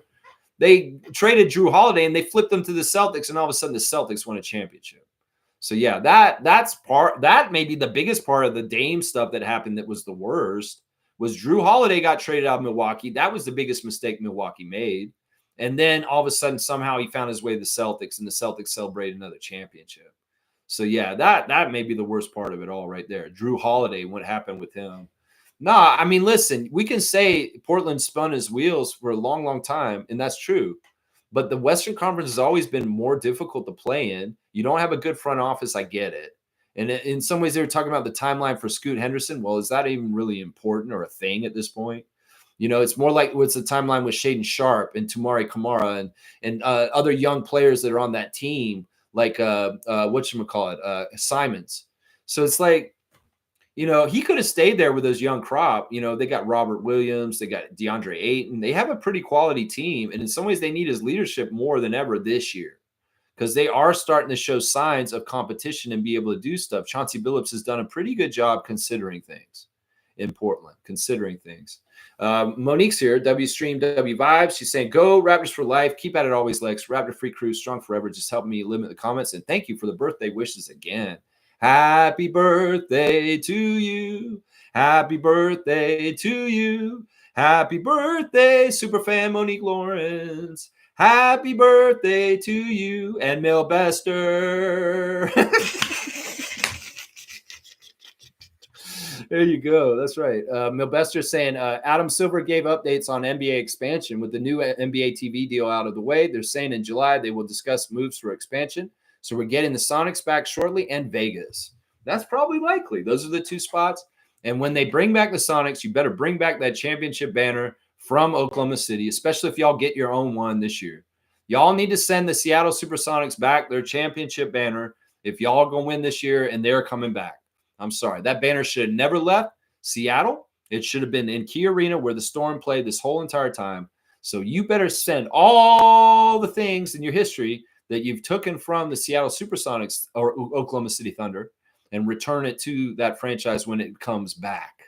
Let's just say that. Yeah, the Vegas stuff will be interesting. I mean, it's all out in the open now. It's totally against the dream of David Stern, who wanted to keep gambling separated from the NBA forever. Well, he hates this. He's rolling over his grave that Adam Silver has opened up gambling like so crazy with this league. And, well, it's open to the point where they're going to be a Las Vegas NBA franchise coming. They've done one in the WNBA already. Well, they're going to have one in NBA too soon. Watch. I think Milbester is exactly right on this. And, yeah, the TV deals had to get out of the way. And now it's green light to go ahead and start thinking about expansion. That's right. Stargate saying, remember when Kareem came into the league? He was viewed much like how Shaq was viewed when he came into the league. Just this dominant, unstoppable force, especially after he developed that sky hook. Yeah, the other thing about this era, and I'm reading about it in Blackball, this book, is that you know what? A lot of what happened with Robertson and Abdul-Jabbar was a civil rights movement struggles. These guys were in the middle of not just trying to be young players and be really good in the NBA. They were fighting for union rights for the NBA. They were fighting for all kinds of things. In fact, they were fighting for, you know, African Americans in the United States in different ways in the civil rights movement. So there was a lot of heavy stuff, especially for those two guys in particular. They were very, very outspoken politically. So it's like, look, they were so powerful as players and such big names that they had a lot of clout and a lot of power. And they used their positions of power to make society better. In some ways, I wish some of our guys weren't so ensconced in the corporation that the NBA is, that they'd have more balls to act like Oscar and Kareem back in the day. Because, you know, there's a lot of political power in LeBron James. And I wish in some ways he would yield it in certain ways. I mean, it does help that he says stuff like vote for Kamala. That helps.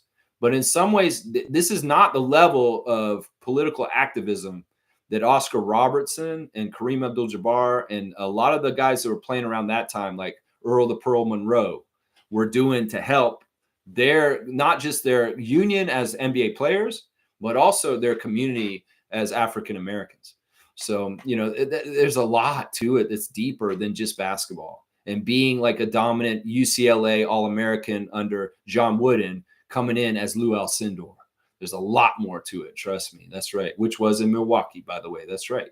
Milbester's saying they're saying after the finals they will announce the expansion. I don't know if it'll be that soon. Last year's NBA TV deal was announced after the Mavs Celtics finals too. At least the NBA is moving towards expansion now, and the MLB as well. And WNBA expanding too with the Toronto Tempo next year, and they will expand more teams there. Also, yeah, the NBA goes to 32 teams. That means there'll probably be 4 divisions of 8, and we'll see how that breaks down. Yeah, we'll have to see. Or do they go to 8 divisions of 4? I don't know. That seems like too much. Monique saying, what do you think of the women's national team roster? Well, it's not really the older generation. It's the younger ones because there's no Edwards on there, right? So it's like Yvonne, Ejim. Yeah, I looked at the list. In some ways, it's something that I don't really cover as heavy. You know that, Monique. But I'm happy that Team Canada has got their young women ready for the next part of the FIBA competition in their department. And of course, we've got young men coming around and doing stuff for Canada too on the under teams with our senior, not our senior men's team, but Yvonne Ejim is the standout on there, and there's a couple other names on there. But like you said, there's no Kia Nurse, there's no Leah Edwards, there's no Letitia Emma here, who just got signed by the Valkyries for the rest of the season. So she is back in the league after getting waived at the beginning of the season. So Seymour saying, Stargate, the Plastic Man was great at attacking the net too, just with finesse, not strength, like RJ and Corey Maggette. The Plastic Man, Stacey Ogman of UNLV, Jerry Tarkanian, Larry Johnson, Greg Anthony.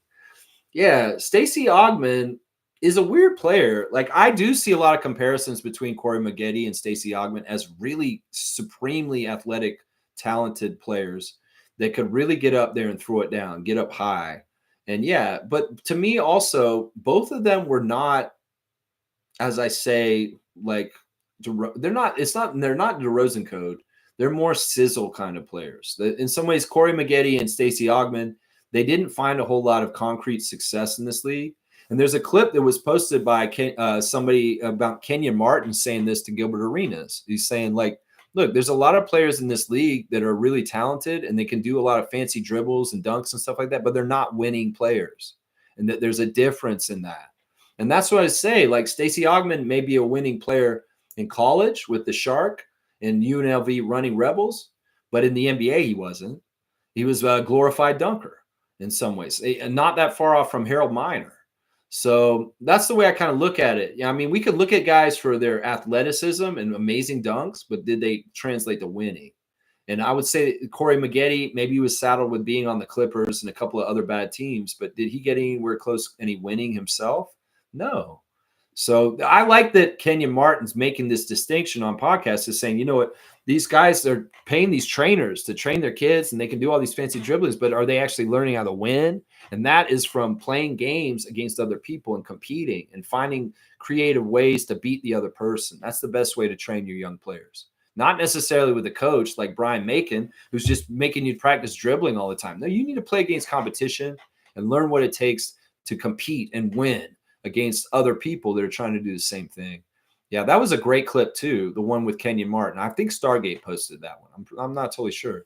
Mobester saying, Lex, I'll say this. I know why the NBA and MLB expansion is coming very soon. I know you don't like baseball, but the sport is headed in the right direction with a lot of new rule changes fixing the game. I never said I don't like baseball.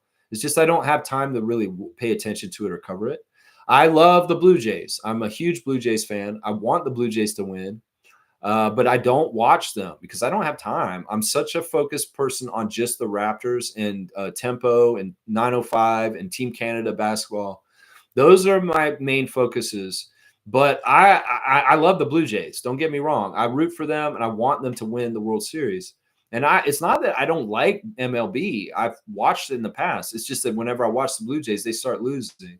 So to be helpful, I just don't pay attention to them and I just hope that they're winning away from me. But it's true. It's like I'll put on the game, they'll be ahead by a couple runs, and then all of a sudden they're down by a run. So I'm like, I can't watch this. As soon as I start watching it, the Blue Jays start having bad things happen. But don't get it twisted. It's not that I don't like MLB. I do. I think that it's a very good sport. And my team is Toronto, for sure. My team is Toronto. But I like to hear that they're changing some of the rules. I know that they sped the game up in the last couple of years with new rules about the pitcher and the clock. And that's been very beneficial to making the games not seem so freaking long. So there have been some good rule changes there. That's right. Shout out Kelly Clarkson, by the way. Yeah.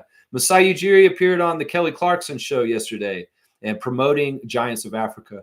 And Kelly Clarkson gave him a platform to explain what the program is and what he's been doing over there for years and trying to build infrastructure for basketball in the continent of Africa. And thank you, Kelly Clarkson, for giving the platform for Masai to come in and speak. I saw a good part of the clip. Thank you, Monique, for posting it, and Trevor for the clip too, and watching it. And Masai came out very clean and awesome. And you know, really getting across this event that they're doing this summer in Rwanda that will be in July. That there's going to be a whole week of Giants of Africa events in Rwanda next month. And yeah, I'm glad he got the chance to put that on blast on American national television down there. That's right. Milbester's saying next, MLB. Hang on. No. Y'all stop the comments. Like, respect Monique's cutoff, please. MLB just started testing the check swing challenge because there's no definition. Okay, I don't care about that. Oh yeah, Stacey Ottman. That's right. I'm fiercely saying Lex, not Lex advocating for New York, KD to be dumped in New York. Don't say it that way. They want him to come there. So don't say it like that. No, it's a great, glorious thing for New York and Kevin Durant. Yes. Slim Reaper to New York. Stat, please. Let's go. Let's go. Stargate saying, but Stacey was a bit thinner, not as built. Yeah, Corey McGee was tough. I love that story DeMar told recently of Corey just giving him a car. Just out of the blue. He's like, he's out there playing. He's like, youngster, you like my car? You can have it. And then DeMar realized that money wasn't everything. Then Corey McGee could just give a car to him. He's like, wait, this is the lesson. Money isn't everything. And to some of these guys, it isn't hardly anything. It's just like what you get paid. That's right. That's right. Let's see. Mel Buster's also talking about Hawkeye technology and all this kind of stuff. Okay, yeah. It's great that they're changing the game for the better. Good job. And I hope the NBA does more changes too to make it better too. That's right. And we'll replace the referees with automatrons at some point, I'm sure. Trevor's saying Giannis going to break a lot of fans' hearts when he stays with his first love, the Miss Bucks. Yeah. And as long as he's not breaking the hearts of the Milwaukee people. Bucks fan, if you come and watch me and you're wondering, is he really going to go to the Raptors? No, I'm rooting for y'all to keep him. Seriously, I don't like this upheaval. I'm old school. I liked when players stayed on the same team and were true and loyal. And Giannis, you're a throwback like that. And the people of Milwaukee deserve you to stay there. They really do. They're mostly good people in some ways, you know? Let's see. Stargate saying Don Nelson is full of it. He broke up Run TMC only a year after a year and a half. In my opinion, one of the most idiotic moves in the NBA's history. That trio was just about to get going, and he broke them up. Wasn't it that Mitch Richmond got traded, or didn't he go on free agency to Sacramento? That's what it was, right? He was the first one to leave, was Mitch. You know, I don't know. I mean, he did admit that his biggest mistake was this, actually, that he was really upset when Dallas did not re-sign Steve Nash, that he was coaching the Mavericks with Nowitzki and Nash, and he was mad at Mark Cuban for allowing Steve Nash to get to Phoenix. And that was when he had the most abrasion with former Mavericks owner Mark Cuban. Is Don Nelson was pissed that he traded Steve Nash, or Steve Nash was not made a priority to keep. So yeah, wow, the sun's really out right now. Cool. Let's keep going. Kareem saying, I just want a rim runner on this team, and we'd be complete. Asa Newell. I'm telling you right now, he's a rim runner, and he will give us all the other things we want. A three-point shooter, a shot blocker, a tough defensive presence down low, and also he has footwork and post moves, and he will run the floor, and you can lob it up to him, and he will throw it down. To me, he's the closest thing to Claxton and Lively in this draft. So I'm going to say Georgia Bulldogs, Asa Newell, number 9 pick. If Common Malawach is gone, that you can't go wrong there. He's a rim runner. That's what you want. I say we go get him. We go get him. Smooth saying Giannis is staying with the Bucks, man. I agree. I agree with this. It's going to take a lot for him to get out of there. Giannis is a pipe dream. He hasn't even requested a trade. That's right. The man really has to want to leave. Milwaukee's not going to try and shop him around or trade him. He has to really demand and force a trade. And I don't think it's in him. I really don't. Smooth saying he said to Eurohoops that he wants to return to the finals with the Bucks soon. There you go. See, Smooth got evidence of this. You know, in some ways, Smooth was pushing a lot of the Giannis rumors this summer so far. In some ways, annoying me. But he's come around. At least he's been thorough about paying attention to them. He's come around and he's got an interview with him saying to Eurohoops that he wants to stay in Milwaukee and get them back to the finals. So I would listen to the man from his mouth over Jake Fisher and all these other idiots that are making up rumors right now. And I appreciate that Smooth has been so thorough and putting it all out there. Smooth, I'm going to give you a dump for sharing information, even when I didn't want to see it sometimes. I'm thankful you came to this point. Smooth's up there, man. He's at like 145 now. This is crazy. That's because I gave him 100 dunks one day, just out of the blue. He's got 145 now is what Smooth's at. Kareem, you got some catching up to do if you want to be the dunk leader for the 4th consecutive year in a row. That's right.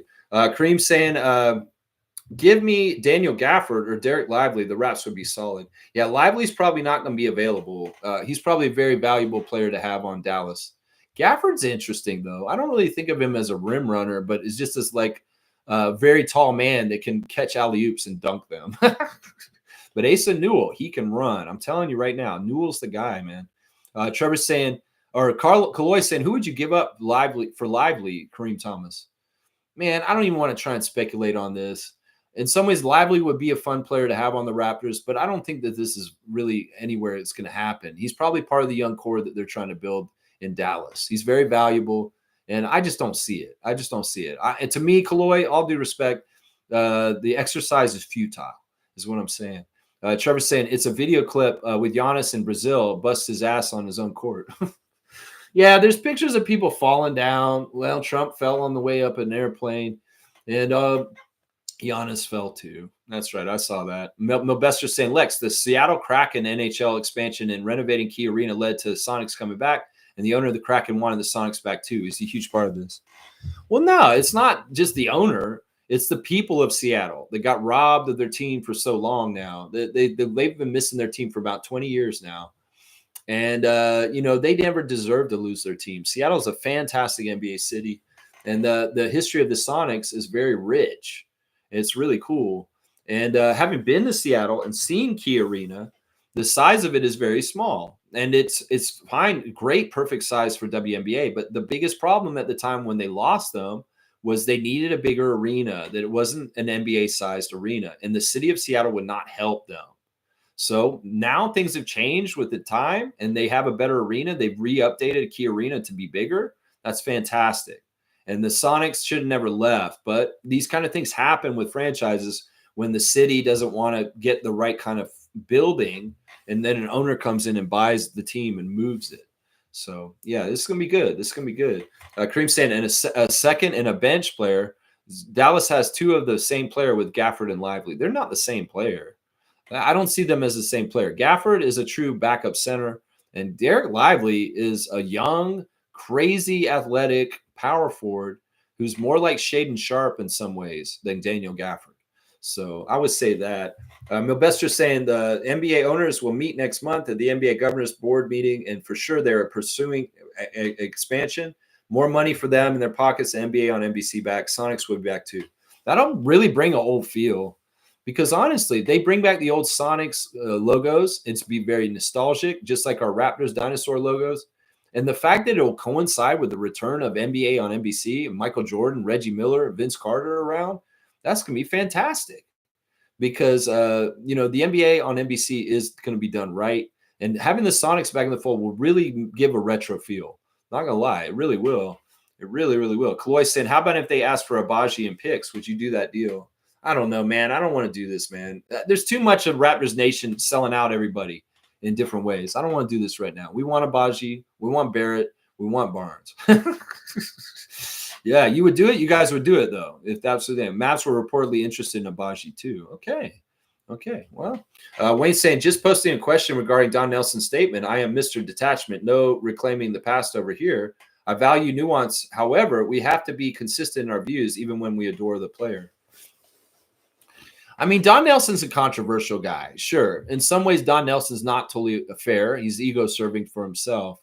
But he's got a crazy resume of being in the NBA for so long and being in all kinds of situations. This man knows what it's like to coach the Knicks and just how difficult it is.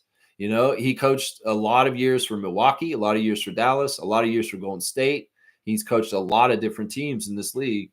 And he's the second most winningest coach in the history of the NBA behind Greg Popovich.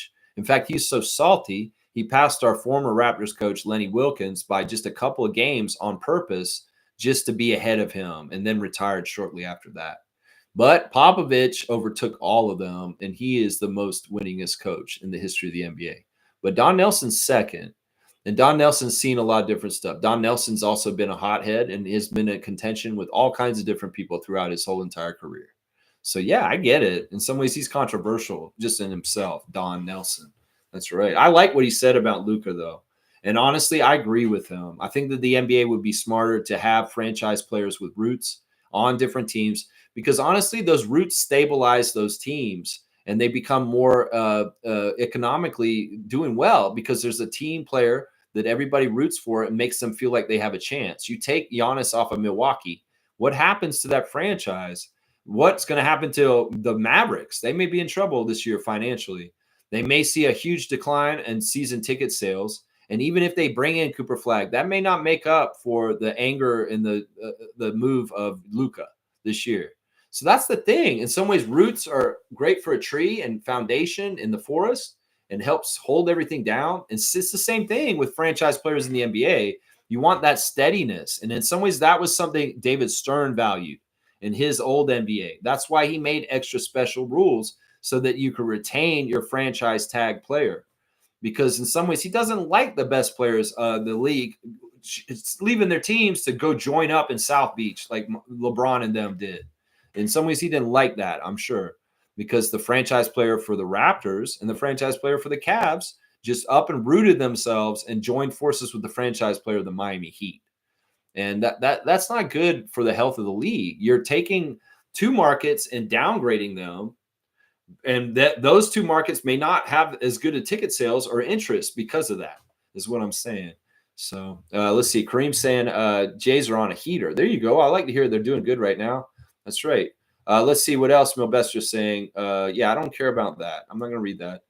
Kaloy's saying, I feel like this too when watching the other Oilers. I didn't watch game 1 and they won, and watch game 2 and 3 they lost. So don't watch anymore, Kaloy.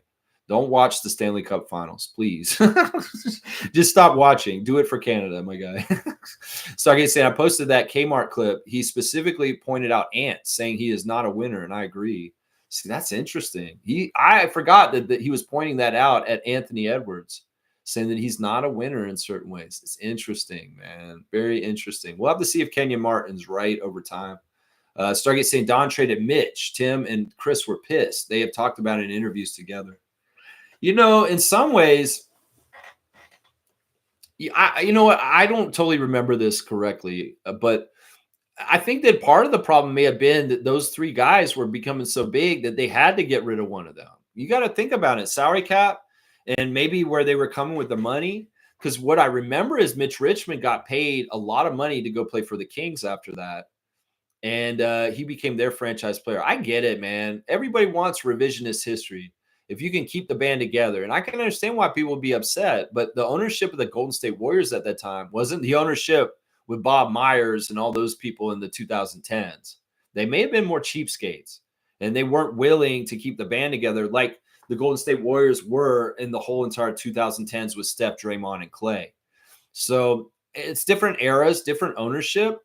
And at that time, it could be that because Golden State wasn't Golden State like it is now. Back then, they didn't have this dynasty that they have since. They had like one championship from way back, and honestly, it was Philadelphia's championship, Philadelphia Warriors.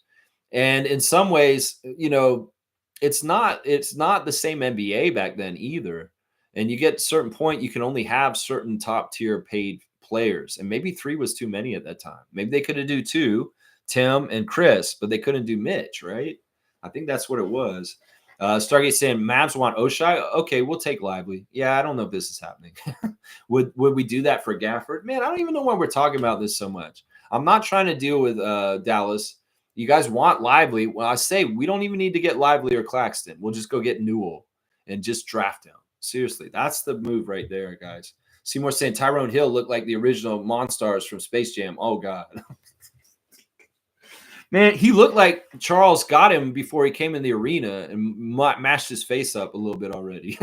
That's what he looked like. Seriously, you think about it. Seriously. Trevor's saying lots of draft prospects move up in their rankings. Yeah, Malawatch is moving up. Some are moving down, like Queen, but some are moving up. Some are moving up. That's right. That's right. Stargate saying nope, only Lively. Yeah, don't do the Gafford, but he'll do Lively. And Stargate saying why can't we play hardball? We ain't thirsty to trade just for trading stake like some of these other front offices. Yeah. And we don't need to make any trades. That's why in some ways if we're making one, we need to make sure it really is beneficial to us. Mavs Nation are already speculating that Nico may trade Cooper on draft day. I'm telling you, this is a thing about in Dallas. Well, it's a good sign that he's coming in for a workout this week.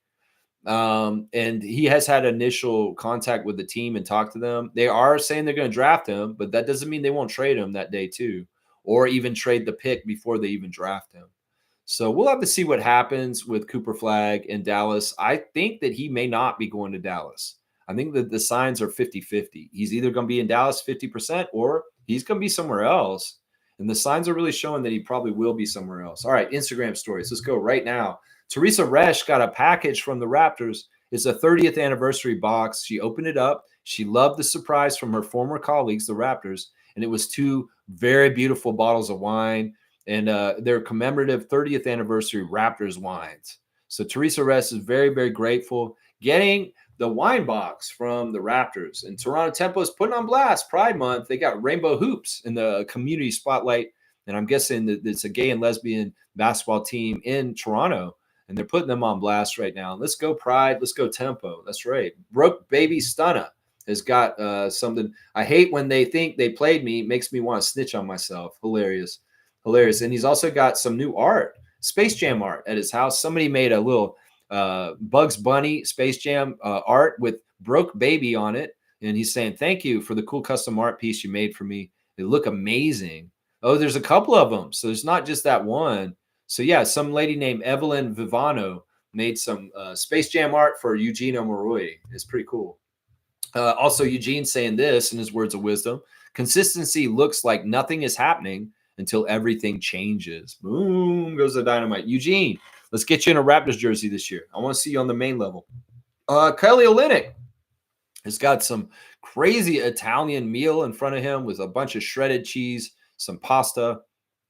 It looks too good, man. Kelly, why are you doing this to me? Why do you and Trevor do this to me all the time? He's got a bottle of red, too, and some bruschetta. He does have some bruschetta there, too. I see it. He's also got a nice picture of him and his wife in the backyard with her baby bump showing very, very much. And their friend is saying, celebrating these 2 parents to be. Love y'all. Yeah, it's beautiful, man. They had a baby shower, it looks like, for Kelly's wife and bringing the gifts for the young Olynyk couple. And the baby is on the way. That's right. Jamal Shed. Let's see what he's got going on his Instagram. He's got his coach out there. Good Q. I don't know who that is. And he's watching some game. I don't know where he is. What is this team? Is he at the Montreal Alliance?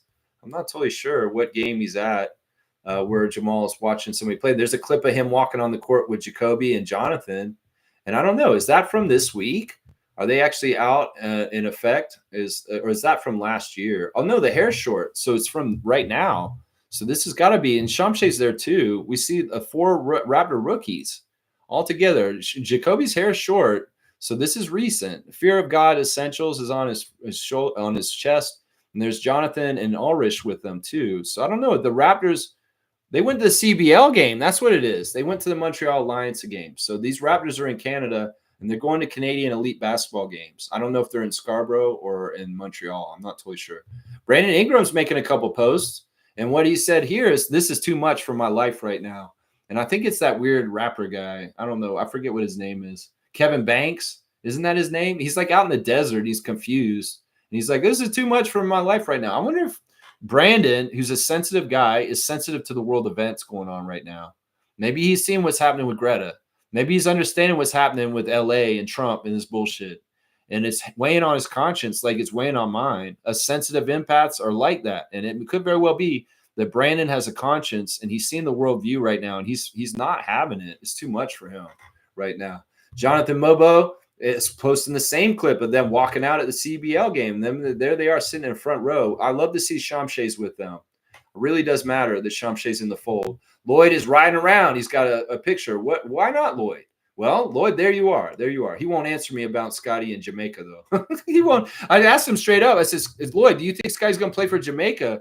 And he's ignoring me. He won't answer that. He won't answer that. Coach Andrew Jones has got his kids out in the driveway shooting hoops again. The little boy has got a shot. He's got some handles, too. And Ava B. hooping. And, yeah, they're out there, and they're putting in the work this summer. Coach Andrew is putting in the work as a coach with his kids right now. I love to see it. There you go. They're doing good stuff. There's Scotty and working out with Brian Macon. We see he's got very heavy weights. He's putting on that muscle, putting in that work. Your boy Scotty is in the gym, and he's getting that muscle put on with Brian Macon overseeing him. That's what we want to see in the offseason from him. So Chris Boucher, lots of posts yesterday. He's saying, you can't tell me God isn't real, first of all, is what he's starting off with. He's being very religious. He's back with Jay. He's working out in the gym. Day one was Slim Duck from yesterday. So he's back in there working out. And there he is. He's playing Lupe Fiasco about Superstar. That he's say you're a superstar and you'll go far. That's right. That's right, Chris. Also, he's putting on blast the CBL and the Montreal Alliance, as always. He's showing that they won by 20 in their last game against the Scarborough Shooting Stars. Fantastic stuff. Everywhere on the map, just like stop signs, the party stops when they come around. That's what he's saying about the Montreal Alliance. Very proud fan of that team is Chris Boucher. And yeah, this is he's got something from the Lion King. Was saying, oh yes, the past can hurt, but from the way I see it, you can either run from it or learn from it. There you go. Amen. Also, Chris he's playing Living Color, Cult of Personality. Look in my eyes. What do you see? The Cult of Personality. I know your anger. I know your dreams. Yeah, Chris, that's a badass song. And you don't have to be CM Punk. You could be Corey Glover. You could be just Living Color from before. And Chris has got such great taste in music. Now he's got a montage of his family, him with his family and his mother.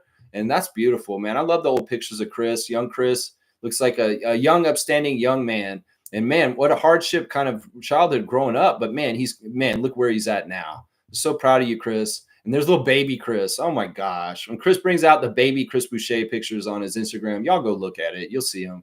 He's so cute. He is so, so cute. And then he's got this one guy talking about preaching about like what your life is. And like the engine is your motivation. You got to see the clip. The guy goes off. I can't do it justice. I can't. AJ Lawson's with his dog. He's got a little puppy and it says, good luck, pup. And he's like calling the dog the best. So AJ Lawson loves his dog. Norman Powell's got some Skechers shoes. He was at the Skechers store this weekend. So he's got them on blast. There was a post by Raptors official admin of the barbecue, a barbecue appreciation post with Barrett, Barnes, and Quickly. And, well, Quickly has reposted it, and Barrett has. But Scotty hasn't. I don't know why Scotty hasn't. But RJ and Emmanuel are putting that on blast. Eric Smith of the Fan 590 and Sportsnet is putting on blast. June is Men's Mental Health Month. So he's chiming in on that. Savannah Hamilton is touting that the WNBA teams are valued at a league-high average of $272 million, a monstrous 183% increase from the estimated average valuation in 2024. Wow, that's a big deal. WNBA is on the rise. It's becoming more and more worth something, and she's still in Greece. So her vacation isn't over. She's still over there overseas. She's been in Egypt and Greece for the last couple of weeks. Raptors official is putting on blast. First of all, the barbecue, like I said, there it is, the three of them. And then also Raptors Basketball Academy 2025 is July the 21st to the 25th at Humber College North. Ages 7 through 11 are welcome. 8 a.m. to noon is when this camp is. So if you want official Raptors camp for your kid in the Toronto area, the Raptors Basketball Academy is coming up again in July on the 21st. So there's your Instagram stories for today. Lots going on with a lot of different people. Barbecue on full effect on the Raptors official admin, and our Raptors rookies are checking out CBL games. So that's pretty awesome. I like that. I like that. That's right. Let's see. Stargate saying, check the Mavs spaces. A lot of Mavs think this. Well, I think that the overtures that he's not going to be happy as a Maverick are very true. And that in some ways, you know, a quick fix of just handing the number 1 pick to Dallas may not work for the equality of losing Luka. And this will be very interesting to see. Seymour saying the league gifted them a plate of food. Best not mess it up. They probably will mess it up. And honestly, they gifted them that. And in some ways, they'll say, well, we did what we could. But in some ways, sometimes that's the way the world works. It's supposed to work out fairly. And well, this isn't totally fair. What's happened with Dallas. That's right. Classic card coming very soon. Smooth saying the Lakers were gifted Luka. Now other teams are going to play hardball with them in transactions. The Lakers aren't going to be better for this. Seriously. Lakers fans that think you're destined for championships with Luka, you're not. You're not. This is fool's gold. The Lakers are going to spin their wheels. LeBron's going to retire, and that's going to be it right there. Yeah. Trevor's saying, check out Harborfront. Canada loves basketball. Yeah. Actually, Jennifer, who was at Monique's birthday party, had just gone to that event just before she came to Mo's birthday party. And she told us all about it. She said that it could have been a little bit better. It's pretty good, but it's right down on Harborfront. There's a basketball history display, and there's certain things that are kind of fun to see. But yeah, there's something downtown on the Harborfront in Toronto for that right now. All right, let's get the classic card. I've got these card packs, and tomorrow I'll do another Wild Card Wednesday where I open another one of the packs that I got from the NBA store at the NBA restaurant. Tomorrow. Yesterday, I got a Siakam card. I was very, very happy about that. It's a Pascal Siakam card. Yeah. All right, let's see who we got today, guys, in the classic card of the day. Oh, wow. Let's do this one. All right, listen, guys. On this one, I'm not holding it close, all right? And I'm not even going to let you guys see the card name. So you go ahead and tell me who that is from far away. If you can tell me who that is from far away, you get the classic card right away. Let's see who can get this from far away. I don't want to even bring it any closer. Who knows who this is? Full name answer on classic card. Get the answer. I'm not even covering his name. If you zoom in, you could probably see it real better, but don't do that. Just see if you can do the eye test and figure out who that is. Man, maybe that's too hard. Maybe I should cover his name and do it the way I should. All right, who is that? I mean, that's too easy, man. That's too easy, guys. Come on now. No, Moses Brown, no. DeJounte Murray, no. Brandon Ingram, no. It's too easy, guys. It is too easy. There we go. Slug Deezy's got it. That is our guy, DeMar, man. That's the DeRozan code right there. Look at this card. It's the ticket card for DeMar with the Spurs. Slug Deezy's got it. Slug Deezy's in some ways become one of the kings of the classic card for sure. Very, very, very impressive year for Slug Deezy. And in some ways, I expect big things from you next season, Slug, as far as getting on the charts there. Yeah, DeMar DeRozan is the classic card of the day. Wow. On Monique's birthday, we get DeMar. That's beautiful. Does anybody want this DeMar card? It'll be in the classic card box, although I'm kind of want to keep it, man. I think I might keep it. I kind of want to keep it, man. I kind of want to keep it. So let's put this in for Slug Deezy. It was kind of a long shot, like seeing far away, and that's kind of impressive to me. So I'm going to give him 100, even though it's kind of like this should be a 50-point card because he's so recognizable. And I'm going to give Slug 100 for this one. Slug Deezy, 100 points for DeMar DeRozan on the classic card today. We are over 2 hours, so I am going to try and wrap things up very shortly here.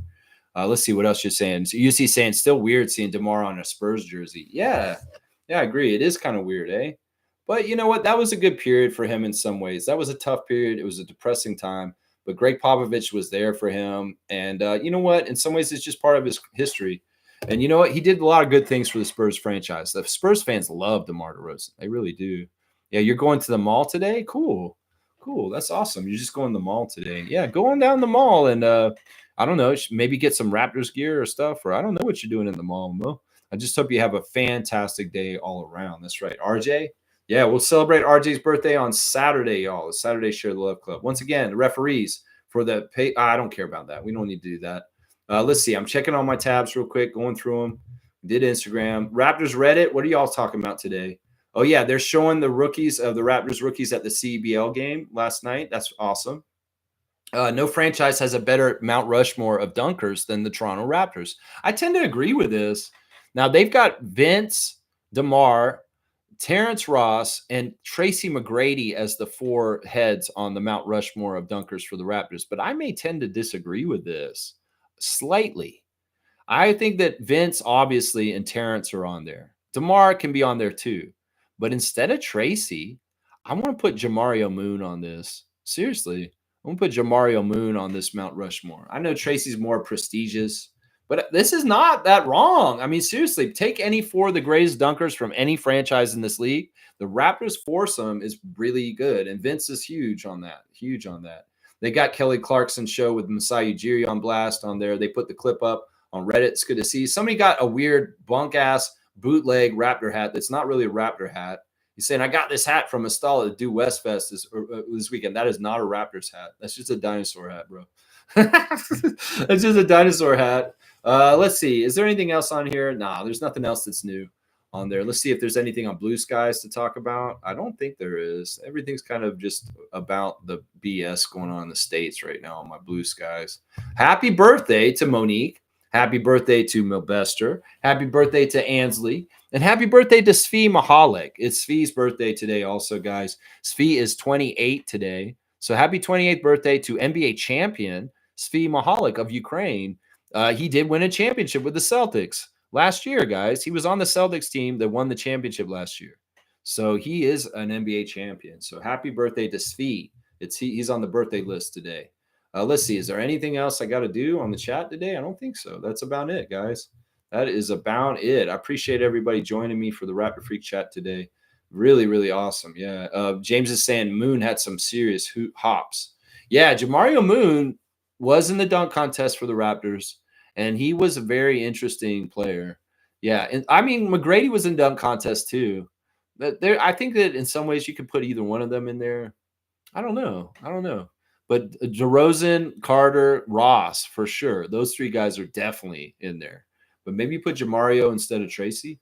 That's what I'm saying. Stargate saying, if not Common, then Asa Newell, then Rasheer Fleming, then Fears later down if somehow we can get Maxime Renaud. So should I do Rasheer Fleming this week on the Thursday Think Tank? We're going to take a deep look at Rasheer. Is that what you think, Stargate? Since you put him in order, Common, Asa Newell, and then Rasheer Fleming, I could do that. I could do Rasheer Fleming there, yeah.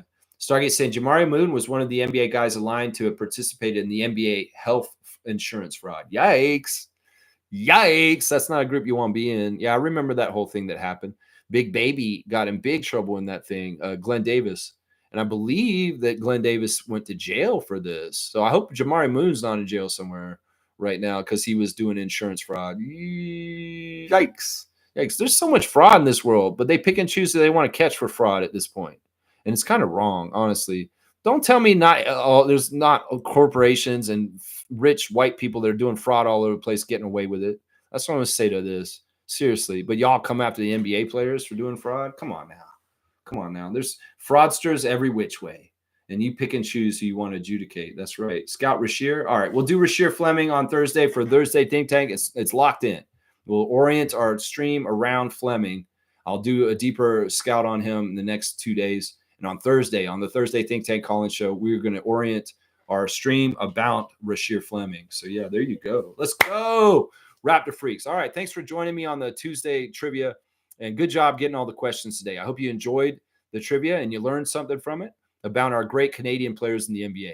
And, yeah, Canada's on the rise in the world of basketball. And we're going to get better and better. All right, 2.5 hours. Let's get out of here. Thanks for watching. I'll be back tomorrow. Please like, comment, subscribe, share. Join the channel. Membership has its privileges, access to our Discord server, access to our Facebook group, and all kinds of other stuff. Fiercey, you enjoyed the trivia. Yeah, you kicked some butt. Look for the trivia standings posted in the comments of the stream shortly after I finish. I'll add them up, and I'll put them in there, and you guys can see exactly where you're standing on the stretch run of the 2024-25 Raptor Freak Trivia season, which will be wrapping up very shortly. As soon as that Larry O'Brien goes to a team, that's going to be at the end of this trivia season. That's right. Take care, y'all. Take care, UC. Always good to see you, man. Let's go Toronto Tempo. Let's go CBL. Let's go Raptors 905. Let's go Team Canada basketball. Let's go Raptors. That's right, baby. Woo!